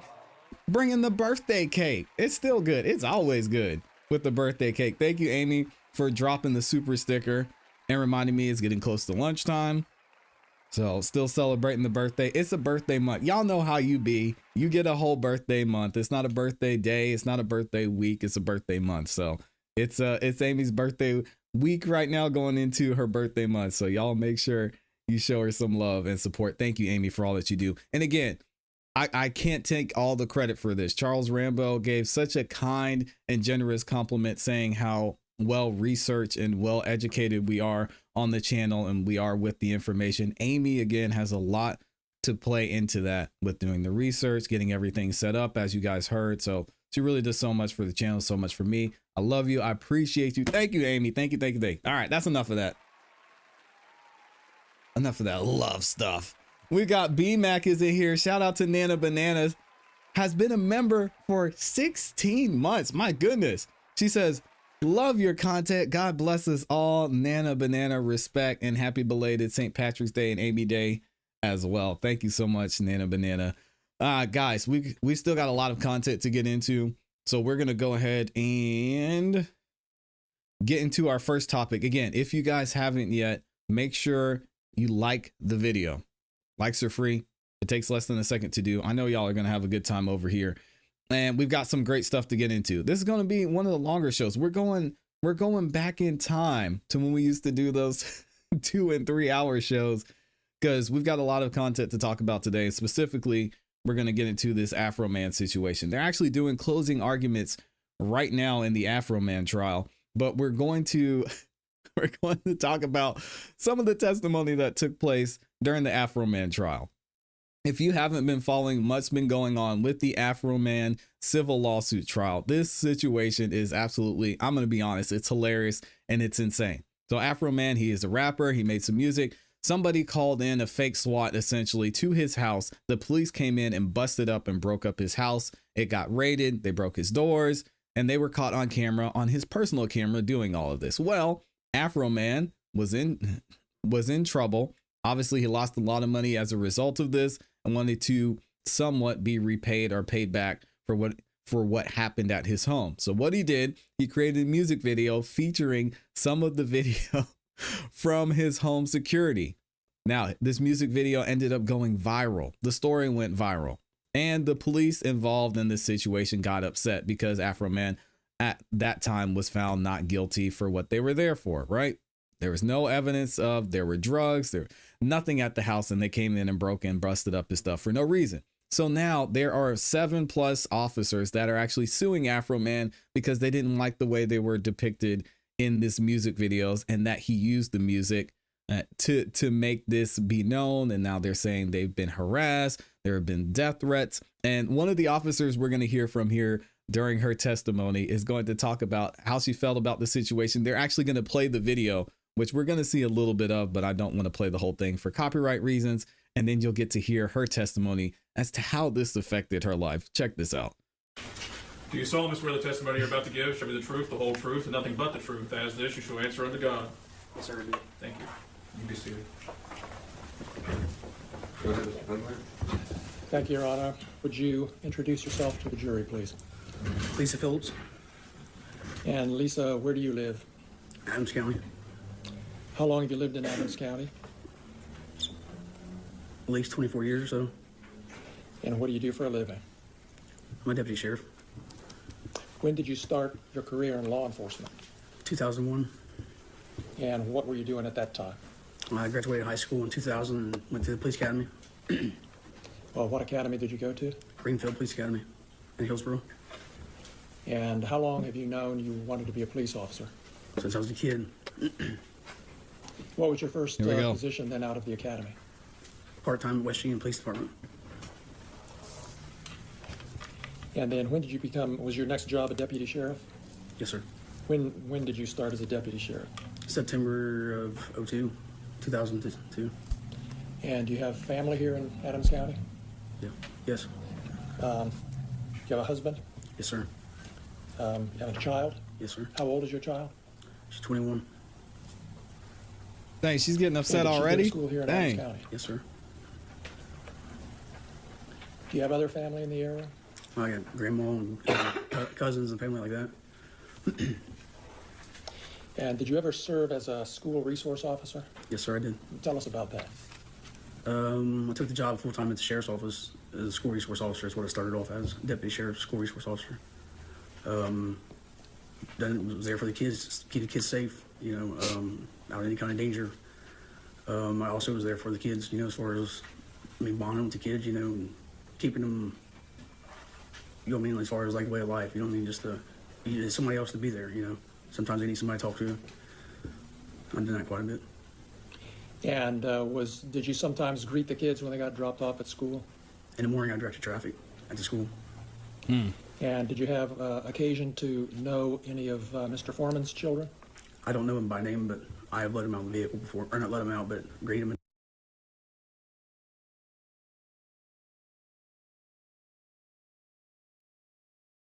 Oh, the camera went down. Hold on a second. County There we on go. Russellville Road. Yes, sir. And how did you come to be a part of that warrant team? I was called in. I wasn't actually working. You weren't on duty? No, sir.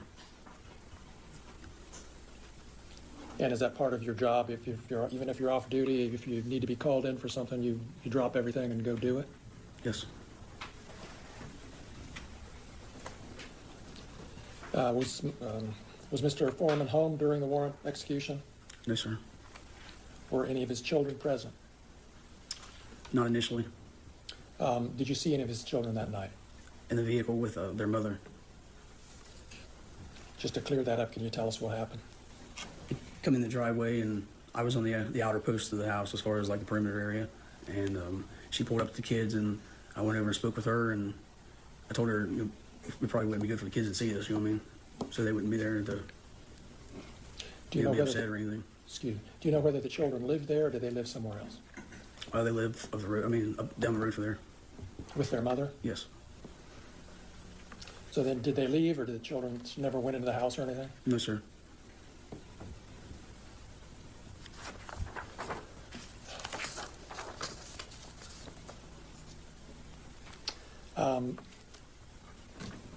Did you take any money that night?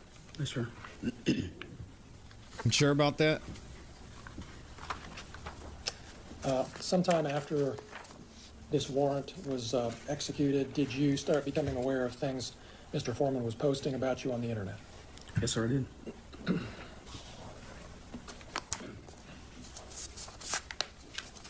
And what I'll do is when they play the music video, I'll play a little bit of the sound and then I'll mute it and actually skip through. So in case you guys haven't seen it, you'll get an opportunity to see it because it's crazy. It's, man. We have some exhibits that we want to show you. Do you have them lined? Do you have them lined up, Natalie? I have them pulled up. Okay. They won't play. Yeah.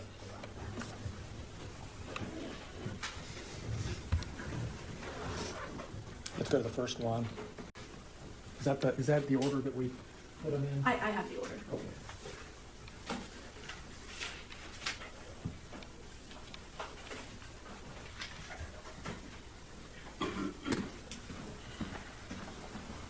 Which number is this?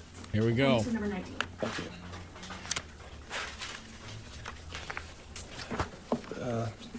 So Lisa, we're showing you what we've marked as Exhibit 19. This looks like a post from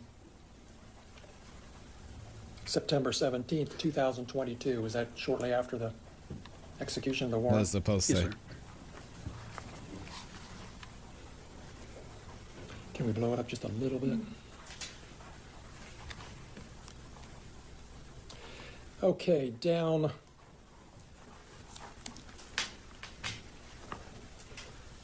Near the bottom of that first paragraph, just go down a little bit more, right there. Has anybody in Adams County verified her vagina? If you haven't, you should, or she might.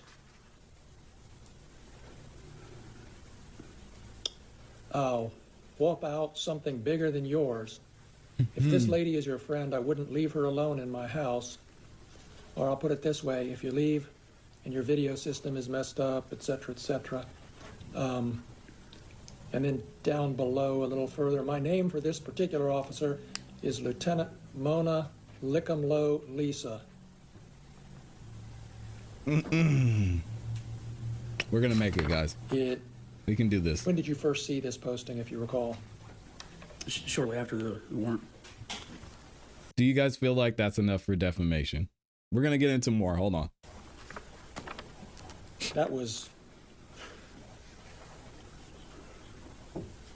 over three and a half years ago. Oh boy. Is that right? Yes, sir. Let's go to the next one.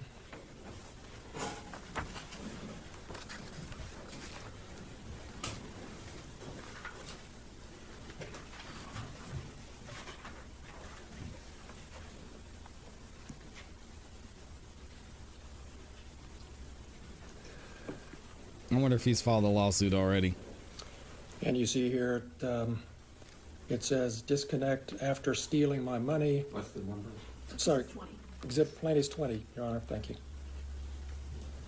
Is suing me for humiliating her, giving her mental stress, ridicule, and the loss of her reputation. She doesn't like being called Lieutenant Mona Lickumlow, Lisa full of shit Phillips, but she loves stealing money and disconnecting cameras of law-abiding, tax-paying citizens. That's March 25th of 2023. I should is not that laugh. right? I'll grow up one day, guys. I promise. Today's not that day. Go to the next one. Which number is this? Number 21 in the video. Lieutenant, look at Lisa. Stop looking at pussy back there. That's your problem. You always look at pussy and you don't even know how many pussies you licked. You don't even know how many video cameras you have disconnected. What number? That was 21? Yes. Sorry, guys. I'll have to Did bleep you that see out that for the. video when it was posted? Yes, sir. Let's go to the next one.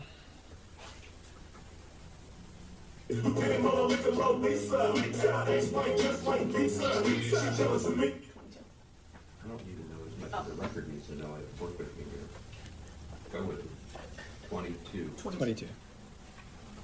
I'm gonna mute it because no, this is real. I was gonna mute it for a minute just for copyright's sake.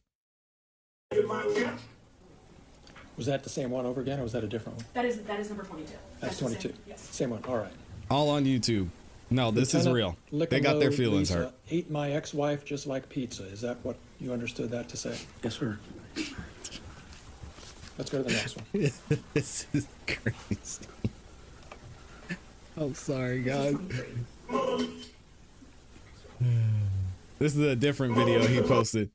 Hey, Afroman is a marketing genius. Shout out to him. He's went viral several times with several different videos Same because thing of on a this. different platform. Do you know what? Can you tell what platform that is? Search YouTube. And the other one was Instagram. But let's don't play it. Just pull it up. See if we can. Number 22. It's Number YouTube. 22. Yeah. There's YouTube. No, that's YouTube still. That's YouTube. Yes. I'm just trying to figure out which two platforms. Were they both the same platform? It's YouTube and Instagram, guys. Do you want me to go to the next? Or both of those are both YouTube. Oh, okay. And then there's more exhibits of this. Yes. I don't know why we had two of the same one, but I'm sorry. Come on, counselor. Let's go. Let's. You can Can we turn. stop here?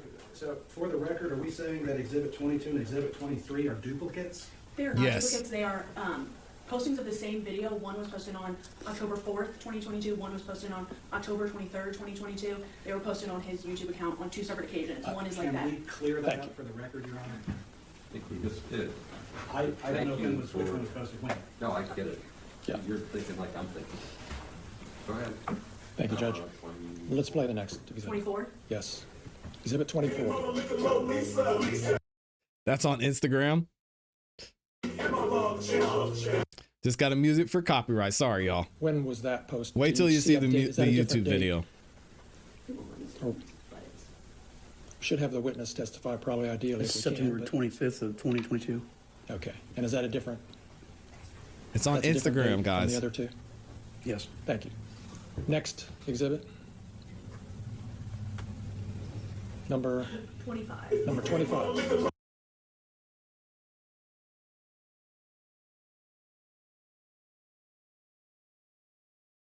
Different date. Did she disconnect this camera? Whoops. Was that a different date? Well, it's not up there anymore, is it? Or It is up there. okay. Can you October tell, 4th, Lisa? Sorry. 2022. Yes, sir. It's October 4th of 2022. Thank you. Different date. Okay. Next exhibit. Is that it? All right. We have another video. We're ready to do that? Yes. All right, here we go. This is the music video. Yes, you're going to object to This this. is the one I'm going to renew my objection on. So don't play it, just tell me what it is first. What is this? This is a video that was posted, I believe, last Friday. Yes. Your Honor, This I man will has make an no objection shame. on this. The law has changed. As I said, in April of 2025, a new law was passed, an anti-SLAPP law, which would apply to this, and therefore would have a completely different standard of evidence, and we would renew our objection to it being admitted. Play Or it. even posted at this point. Mr. Klinger? That law does not apply to this video or to this case, Judge. Your Honor, that pertains to matters of public, for the press. It also covers artistic expression and stuff. Just to have no analysis is not an answer to the question. But I will renew it. It's a really good objection, and I'll be consistent and overrule it. We'll play it, and you might be right, but we'll overrule it. I think I'm right. This man's gonna go down as a legend. Number 26. And this is not 26. I apologize, Your Honor. It's 34. Sorry, we're out of order because of the way that they. All right, let's actually skip ahead so you guys can see some of this music video. So this is an actual interview with Lisa.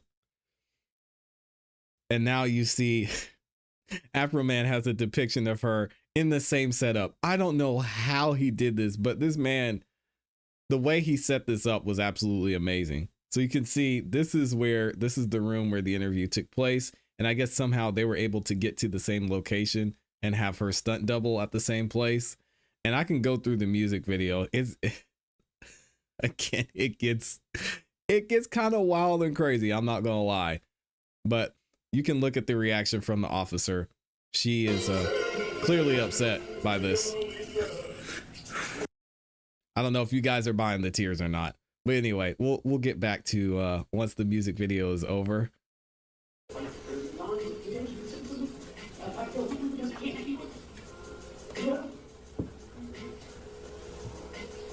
This is the interview. This guy is amazing. Number one, I have emotions because you caught me in my eyes. I've had deep voices my entire life. And that way, one, you better not have deep voices. I have not had sex. This must have been a deposition. I shouldn't have to prove I don't have a penis. Or not having a penis here and the rest of the guys not working. And kill people over and live pussy on me. I'm sorry, I shouldn't laugh. This is clearly hurting this poor lady's feelings. It's kind of funny though.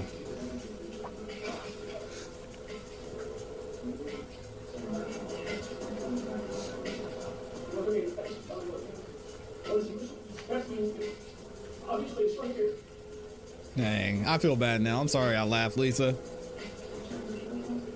He said, lick 'em low, Lisa. Please. Lisa, I'm sorry. I didn't know that hurt you like that. You kind of intimidated me. I know you. I'm sorry. You got raided my house. You knocked down my door. I was upset. I would never shoot you, or I would never try to punch you. I thought I cracked some musical jokes that I didn't know they hurt you that bad. I'm sorry. I think you're a nice little lady. I didn't know you was in my life. I'm sorry. I was just having fun with the bad situation. I'm sorry. I'm sorry. This guy is crazy.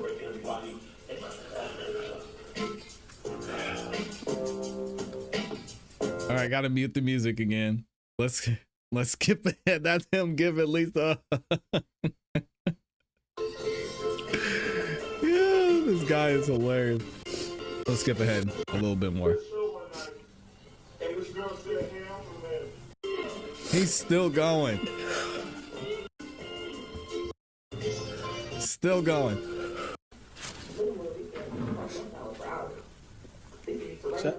Is this part of it?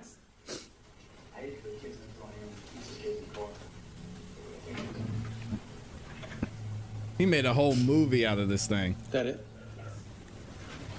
I'll give you 15 minutes tomorrow to start. We're done. She's still under duress. You're directed not to coach her testimony. You can talk about other matters, but not her direction. Understood, Judge. Thank you. We'll start at 8:15 tomorrow. And you can have All right, the judge had enough. Let me know what you guys think about this in the comments in the chat. Listen, I do feel bad for Lisa. I mean, she said she doesn't have to or shouldn't have to prove to her coworkers in the world that she has certain reproductive organs. But again, I know, is it a freedom? Is it defamation? Is it retaliation? You guys let me know what you think in the comments in the chat. Yo, we got Nana Banana over there dying.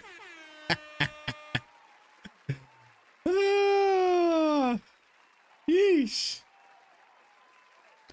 Afroman is a wild one. He's a wild boy. What do y'all think? I can't wait to read the comments on this one. Let me oh my gosh. Let me go ahead and get this updated so we could talk about our next subject. Excuse me, y'all. I did not mean to cough in the mic like that. This trial is getting crazy, and we've actually got closing arguments taking place again. I'm wondering when they're going to be back for that trial. Either way, we streamed this whole trial. It's only been 3 days. They just got to closing arguments today over on the Jury of Your Peers channel. So if you guys have not checked out that channel, the link is in the description. I used to pin it in the chat, in the comment in the chat, but I didn't do that. Either way, y'all go check out the new channel. You will not be disappointed. Oh man, this is getting crazy. So let's go ahead and get into our next topic. We've been talking about everything that's been going on with Save America Act, specifically when it comes to voting, voter ID, voter registration. And you guys know we've covered the issues that we've had here with registration and voting in Fulton County. We've talked to a state election board member, Janelle King. We talked to her husband, Kelvin King, who's running for Secretary of State here in Georgia. And we've even talked to Garland Favorito, and as recently as today, Charles Rambo, all speaking about the issues that's going on with the voting. Well, President of the United States, Donald Trump, has this Save America Act that he believes should solve a lot of the issues we have with the voting system as currently constructed and save ourselves from this 6-year battle that's been going on since the 2020 election. So let's get into some of the pushback that's being spoken about from the other side, the opposition, with the Save America Act and how it's going to impact voters moving forward if this goes through. You, Michael, what's in this bill? What is in the Save America Act? Yeah, as you mentioned, Katie, President Trump's #1 priority that he has said on a number of occasions, as you just mentioned, also amping up the pressure on Republicans to get this passed. Essentially, there are two parts of it. It would require proof of citizenship to vote, and it would also require voter ID. Now, there are concerns among Democrats, most Democrats, if not all of them, that those two parts, those two requests could make it harder for Americans to vote at the ballot box. There's concern that American voters may not have readily accessible those documents, for example, a driver's license or their birth certificate. There's also concern about what would happen for married women, right? If their last name, their married last name, does not match the name on their identification, there is concern that that could be a difficulty to be able to cast their votes at the ballot box. This all coming to a head today. It's going to kick off what we're expecting to be a days-long process, a weeks-long process for debate on the Save America Act. The important thing to note, though, Katie, it has no chance of becoming law at the end of the day. It would require at least 60 votes in the Senate to pass out of the chamber. But still, President Trump really emphasizing it and using it as a litmus test of sorts for Republicans right now. So, guys, this debate about it making things more difficult, we've already moved past that. We've shown how easy it is. And even if you have a voter ID in place, you don't have to worry about. So women who are married and haven't changed their name or whatever have you in their registries, their stuff not voting, or their stuff not matching, so that's going to prohibit them from voting. Can we move past this conversation? It is not going to be that difficult, okay? I mean, you have other things you have to do that require other forms of documents, and they're able to get that done. You should be able to get a voter's ID. It's not that complicated. Jake, let's talk about the politics of this, because that's, I think, equally important. The president is really putting to the screws to Republicans to try to get this done. Not all Republicans are on board. Michael was on a little bit earlier talking about Tom Tillis and Lisa Murkowski maybe not voting yes on this. What does it mean to have the president's full focus on this specifically? Well, I'm not sure his full focus is on this, Katie, but let's just say his full focus on the Hill is on this. But remember, a few thoughts. Number one, Trump needs the Hill way more than the Hill needs him in many cases, right? To pass a war supplemental, he's going to need Congress to vote to give him tens of billions, maybe hundreds of billions of more dollars to conduct his war in Iran. We'll see if that happens. On top of that, the real issue here is whether Republicans are going to eliminate or are going to use the talking filibuster to pass this. In other words, make Democrats hold the floor to block the passage of this bill. There are Republicans who are against the substance of this bill. There are also Republicans who are against that process, because that process would allow Democrats to submit amendments that would be considered at the 50 vote threshold. So at the end of the day, Republicans may get if under that circumstance, Republicans may get the SAVE Act. It may look a lot different with amendments than they had expected. And that's not something that is a comfortable reality. But listen, the president is, for whatever this means, quite focused on this bill.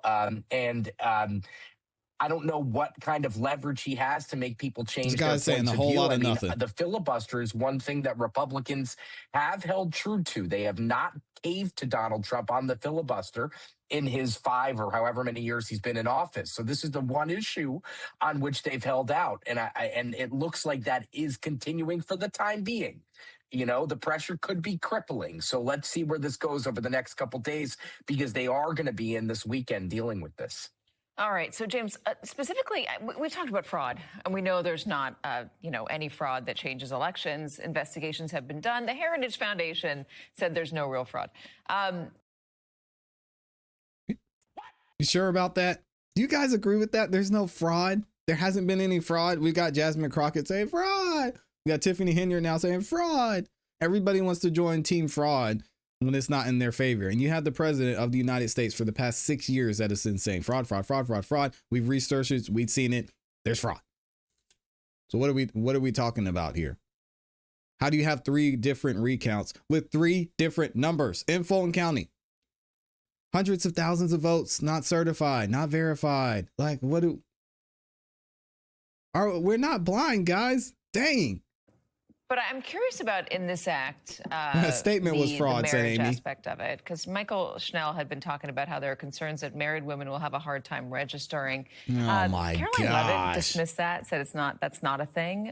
Is it a thing? It's absolutely a thing. And what she said is, well, it's not really a thing for that many people. Yeah. Let's start with, and there's no doubt that this number is the denominator, and ultimately it's a fraction. The numerator won't be the same as the denominator. But let's start with the denominator. Oh, God, don't do math. Okay, go ahead. 69 million women in America, Katie, have a name, a married name, that differs from the name on their birth certificate. So now, in addition to all of the hurdles, significant hurdles required for every American to register to vote by showing either a birth certificate or a passport, which is a combination of documents that a lot of Americans don't have. Even if you're in the portion of America that does have those documents, if you're one of those 69 million women, you may live in a state that is different than the state where you were born. So now you have to go to the state where you were married to get a certificate of marriage from that state, and then take that certificate of marriage from that state to the state where you're trying to register to vote, and their election officials have to determine whether that's valid. It's not necessarily impossible. It's burdensome. It's hugely the burden itself. No, it's not. Like, why do they act like voters are so dumb? Guys, there's been other situations, women, ladies. Has there been a time when you've had to figure out how to use your married name ID combined with your birth certificate or something else? Like doctors, registering for school. I think we can figure it out. What are we worried about here? It seems saying that voters are so dumb and they're so incompetent that they say, okay, I've got to get a voter ID. I got to figure out this registration process. We're talking about several million people that it could potentially be affecting. And you think most of them aren't going to be able to figure it out? That is burdensome. I'm not buying it. Voters aren't not that dumb.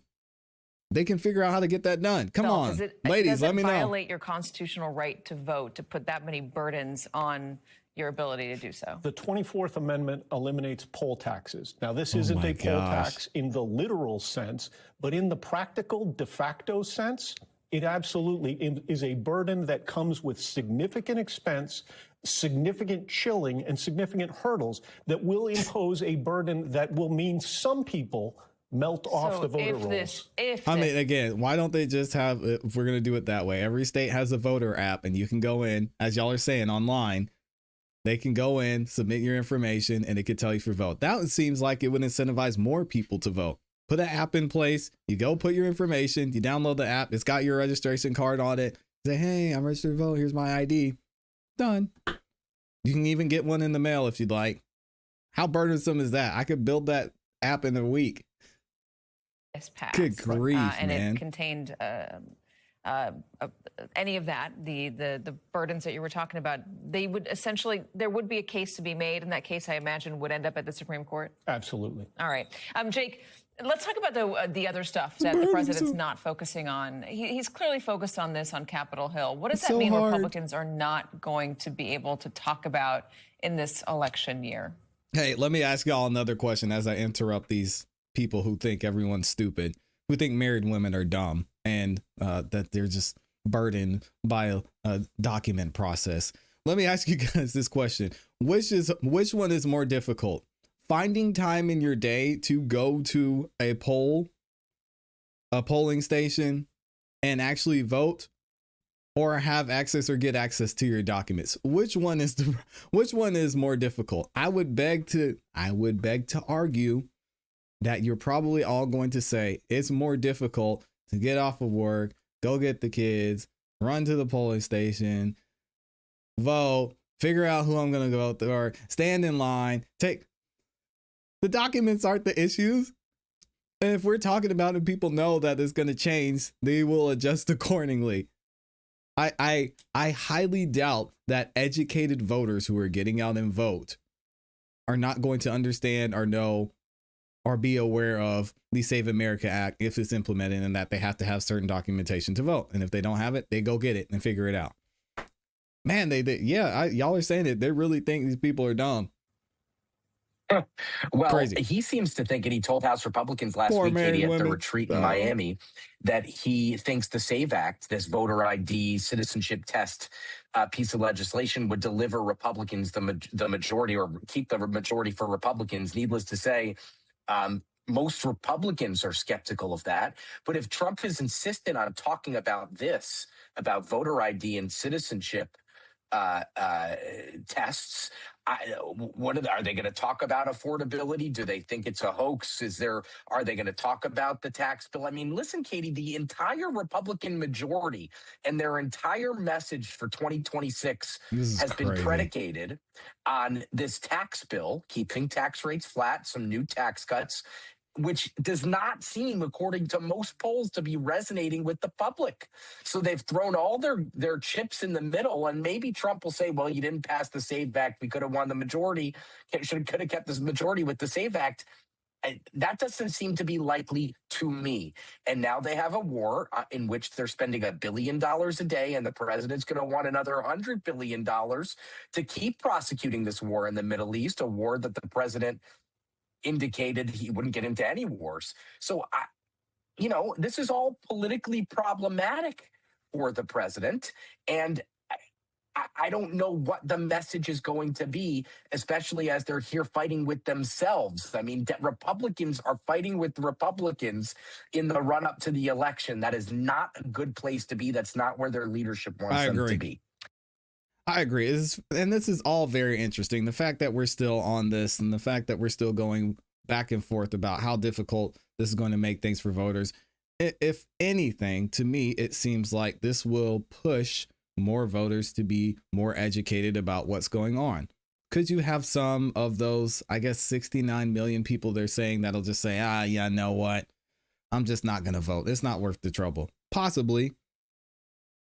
But I don't find that likely, especially with the way things are going in the country right now with social media, with things being so political. You had Charlie Kirk, you've got this platform, you got Candace Owens, you've got Ben Shapiro, Megyn Kelly. People are informed and know what's going on and interested and invested in what's happening on the political side of things. So I don't think people are that dumb. I think they could figure out the document issue. Let's read a little bit of this article, and then I want to know what you guys think. Senate begins marathon debate on Save America Act under pressure from the President of the United States. The Senate voted Tuesday to begin a marathon debate session over the Save America Act, and we'll be addressing some of those statements during the debate in another video. As an election bill, the President Trump has been pressing Republicans in Congress to pass, despite its dim prospects in the upper chamber. For months, conservatives have rallied around the legislation, which would require proof of citizenship to register to vote, along with a photo ID to cast a ballot. And the President of the United States upped the ante last week when he threatened not to sign most other bills until Congress passes the Save America Act, adding to growing calls for Republicans to maneuver around the Senate's 60-vote filibuster threshold. But Senate Majority Leader John Thune has been clear in recent weeks. The Republicans don't have the votes to do so. Instead, he has promised a full and robust debate on the legislation this week, teeing up a discussion on the Senate floor that could last a week or more. In a 51-48 vote, the Senate advanced the measure Tuesday afternoon. Republican Senator Lisa Murkowski, hopefully I said that right, of Alaska voted with all the Democrats against the move. Tuesday's vote began what's expected to be a lengthy debate stretching across multiple days. Rather than moving to cut it off with a vote, Thune will allow senators to discuss the measure on the floor for as long as they want. They debated for several hours Tuesday afternoon before adjourning on the night. And we are going to get into this, as I said, because it'll be interesting to hear some of the conversations, to hear from you guys, the American people, if you think this is just politicking going on and they're wasting our time and they want to have and make it easy for people who are not legally allowed to vote, or if there's actually something there. You guys know we're going to report on it and look at it objectively. Let me know what you think in the comments and in the chat. Okay, just make it more official. It's not that hard. Nana Banana's in there saying, guys, we got the IDs, and if we don't got it, we can get it. We're not dumb. Come on. TPE says, stop being a conspiracy theorist. I know. It's getting to be too much at this point. I'm sorry, guys. I'm going to simmer down and we'll just keep things the way they are, because the voting system as it sits in Fulton County, in Georgia, in the United States, is just fine. We've seen no evidence of issues at all. So we'll be good to go. Do I have a picture of Chris Nanos in here? I need to put this, I'll be respectful, this gentleman on the screen. But for now, we'll put Nancy Guthrie up and talk about this, because Sheriff Nanos, we've said it all. When it comes to the sheriff of Pima County, Sheriff Nanos, there's been a lot of scrutiny for him, and rightfully so. We've had people try to defend him. We've had several others who have said, leave Nanos alone. He's just trying to do his job. He has a reason he's moving the way he's moving. Well, we're just the internet. We don't know anything. We're just up here talking. We just need content. Well, apparently the people of Pima County agree, because there has been a call. There's been a call to recall and get Sheriff Nanos out of office. And we're going to talk about it here. Some signatures are being signed, and there's actually going to be information for you guys if you're in Pima County and you want to have a say into what happens with Sheriff Nanos and recalling this election, because people are not happy with how he's handled this Nancy Guthrie situation. And this is just another thing that Sheriff Nanos has to deal with. We've heard from Aaron Cross, who worked for Sheriff Nanos and currently works for Pima County, who said a lot of the issues they've had with Chris Nanos in that department as well. Let's see what's being reported here by, of course, our awesome, amazing Amy E. If y'all don't follow her on X, please make sure you do that to stay up to date on the latest news. You can find her at Amy Lee, Amy Lee on X, excuse me. That's at IAMYLEIGH. And she says this: Pima County Sheriff Chris Nanos faces official recall filing. Yes. The Pima County Elections Department has confirmed that a formal recall effort against Sheriff Chris Nanos was initiated on March 12th, not too long ago. The move follows intensifying criticism over the department's management of the Nancy Guthrie investigation. To trigger a recall election, organizers must secure 120,000 physical signatures with a 120-day window. In response, Sheriff Nanos stated he respects the democratic process and the will of the people. I don't know what else you could say there. For those looking to participate, petitioner David B., because I'm going to mispronounce his last name, has provided a contact form to coordinate physical signings. And I will leave the link for you guys, for those of you who are watching from Pima County, in the description. Let's get into more detail about what's going on here. Sheriff leading Nancy Guthrie investigation responds to recall efforts after being labeled an embarrassment. I think that's putting it lightly. Okay, good. Thank you. Thank you. Here's a video of Savannah Guthrie. She's back at the studio speaking to Nancy Guthrie. Any progress in the investigation? Thank you, Miss Guthrie. So there's Savannah, still looking for Nancy. What are we, 46 days in, I believe? I don't know. There's been a lot of reports on this investigation we're going to get to in another video, but let's focus on Chris Nanos for right now. The Arizona sheriff leading the hunt for Nancy Guthrie. That's being generous. Leading the hunt for Nancy Guthrie has responded to efforts recalling him for being an embarrassment for handling of a high-profile kidnapping case. Pima County Sheriff Chris Nanos addressed the efforts to oust him soon after it was first revealed by the Post on Tuesday. We're aware of the recall, and it's the right of the people, Nanos said. He told News 13 there in Pima County in Arizona. We'll always honor the will of the people, and that's what makes democracy, he added, suggesting he would aid by the decision. Okay. Republican congressional candidate David B. told the Post on Tuesday that he had launched the recall campaign over Nanos' handling of the Nancy Guthrie case, as well as allegations of misrepresenting his employment history. We didn't report on that here because it's just so ridiculous at that point. But yeah, either way, there is increasing disquiet. I don't even know what that means over his conduct amongst ranking and filing Pima County police officers, as well as Sheriff Nanos' fellow Democrats, according to that gentleman, Daniel B., who is standing in Arizona's 7th congressional district this November. Nanos has been an embarrassment to Tucson and Pima County with this Nancy Guthrie case. Daniel says everyone's pretty disgusted, Democrats and Republicans. Well, starting last Thursday, when he officially began recalling proceedings, Daniel has 120 days to collect the necessary signatures to oust Sheriff Nanos. Well, he needs to start right in Nancy Guthrie's neighborhood. And then the county's Board of Supervisors is due to meet on March 24th to discuss Sheriff Nanos' employment history. During a sworn deposition in December, Nanos was asked whether he had ever been suspended during his law enforcement career and answered no. We are going to have to be there for that March 24th discussion. I'd love to hear what they have to say. However, records in his former police department in El Paso, I'm guessing Texas, show that he was suspended 8 separate times as a young officer. Dang, Nanos.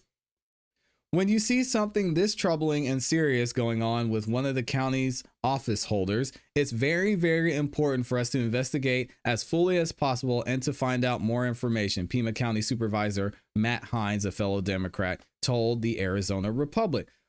Again, in a lot of these cases, why didn't we do this before? Why didn't this happen initially? How is this man on the police force? How is this man able to run for sheriff without a thorough background check? I don't know what's going on in government and politics and in these elected offices in general. You've got Jasmine Crockett, who has a security guard working for her. Jasmine Crockett, guys, a security guard working for her that's using an alias, is wanted and has been acting as or pretending to be a federal agent. And this man's shot and killed by the police because he tries to run, hide, barricades himself in a vehicle, and then pulls a gun. But what is happening here? I don't know, maybe I just overthink things a lot, but if it were me, I want a background check and a background check of the background check and a background check of the person who did the background check of the background check. I don't understand this. This man has been living a fraud for the past 43 years in Pima County. I would like to see him removed, said Matt Hines. This is the latest headache for the lawmakers in charge of the Nancy Guthrie case. He also faces an unrelated $1.35 million lawsuit, which we covered here on the channel, from an inmate in the Pima County Jail. It comes as the search for Nancy Guthrie, the mother of Today's Show host presenter Savannah Guthrie, 54, approaches the 50-day mark with no suspects or persons of interest identified. She was last seen on January 31st after being dropped off at her home in the Catalina Foothills neighborhood north of Tucson, Arizona by relatives. Bluetooth data from her pacemaker indicates she may have been taken in the early hours of February 1st. All right, so I want to know what you guys think about this in the comments in the chat. If you're in Pima County, y'all please comment on this video and let me know how you guys feel. Do you think it'll be simple or easy to get those 120,000 votes in, 4 months? I think it'll be easy to do, especially if we're talking about it here, especially if people start to hear about it. I mean, we've had hundreds of thousands of you watch the videos we've done on the Nancy Guthrie case, and I don't know. I have a feeling there might be a recall. We'll stay tuned and locked in for that March 21st information as well to see what happened with Chris Nanos lying on his resume. Insane. Let me know what you guys think. My gosh, man. Shout out to Sheriff Nanos. He's a mess, ain't he? How you gonna lie on your resume if you're running for elected office?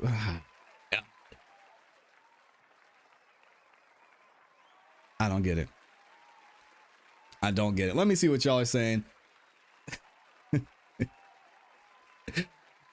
Weirdos of a feather flock together. ATL Fulton County is the gold standard in how elections should run. I think you meant to say should not run. Shout out to CPE.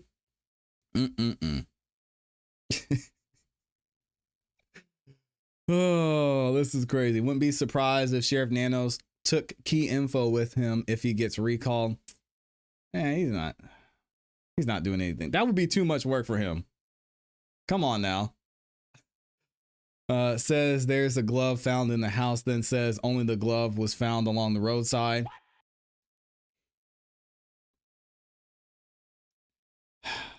One of the worst sheriffs I've seen. I mean, I don't even think Pat Labata is this bad. This guy needs to get out of here. Either way.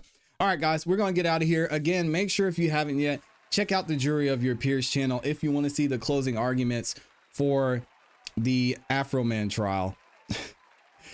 That trial is absolutely insane. We're actually going to cover the closing arguments on the channel tomorrow, so make sure you stay tuned in for that. Also, if you haven't yet, go follow Amy on X at @AmyLee on X. I know y'all heard me say it multiple times tonight or today.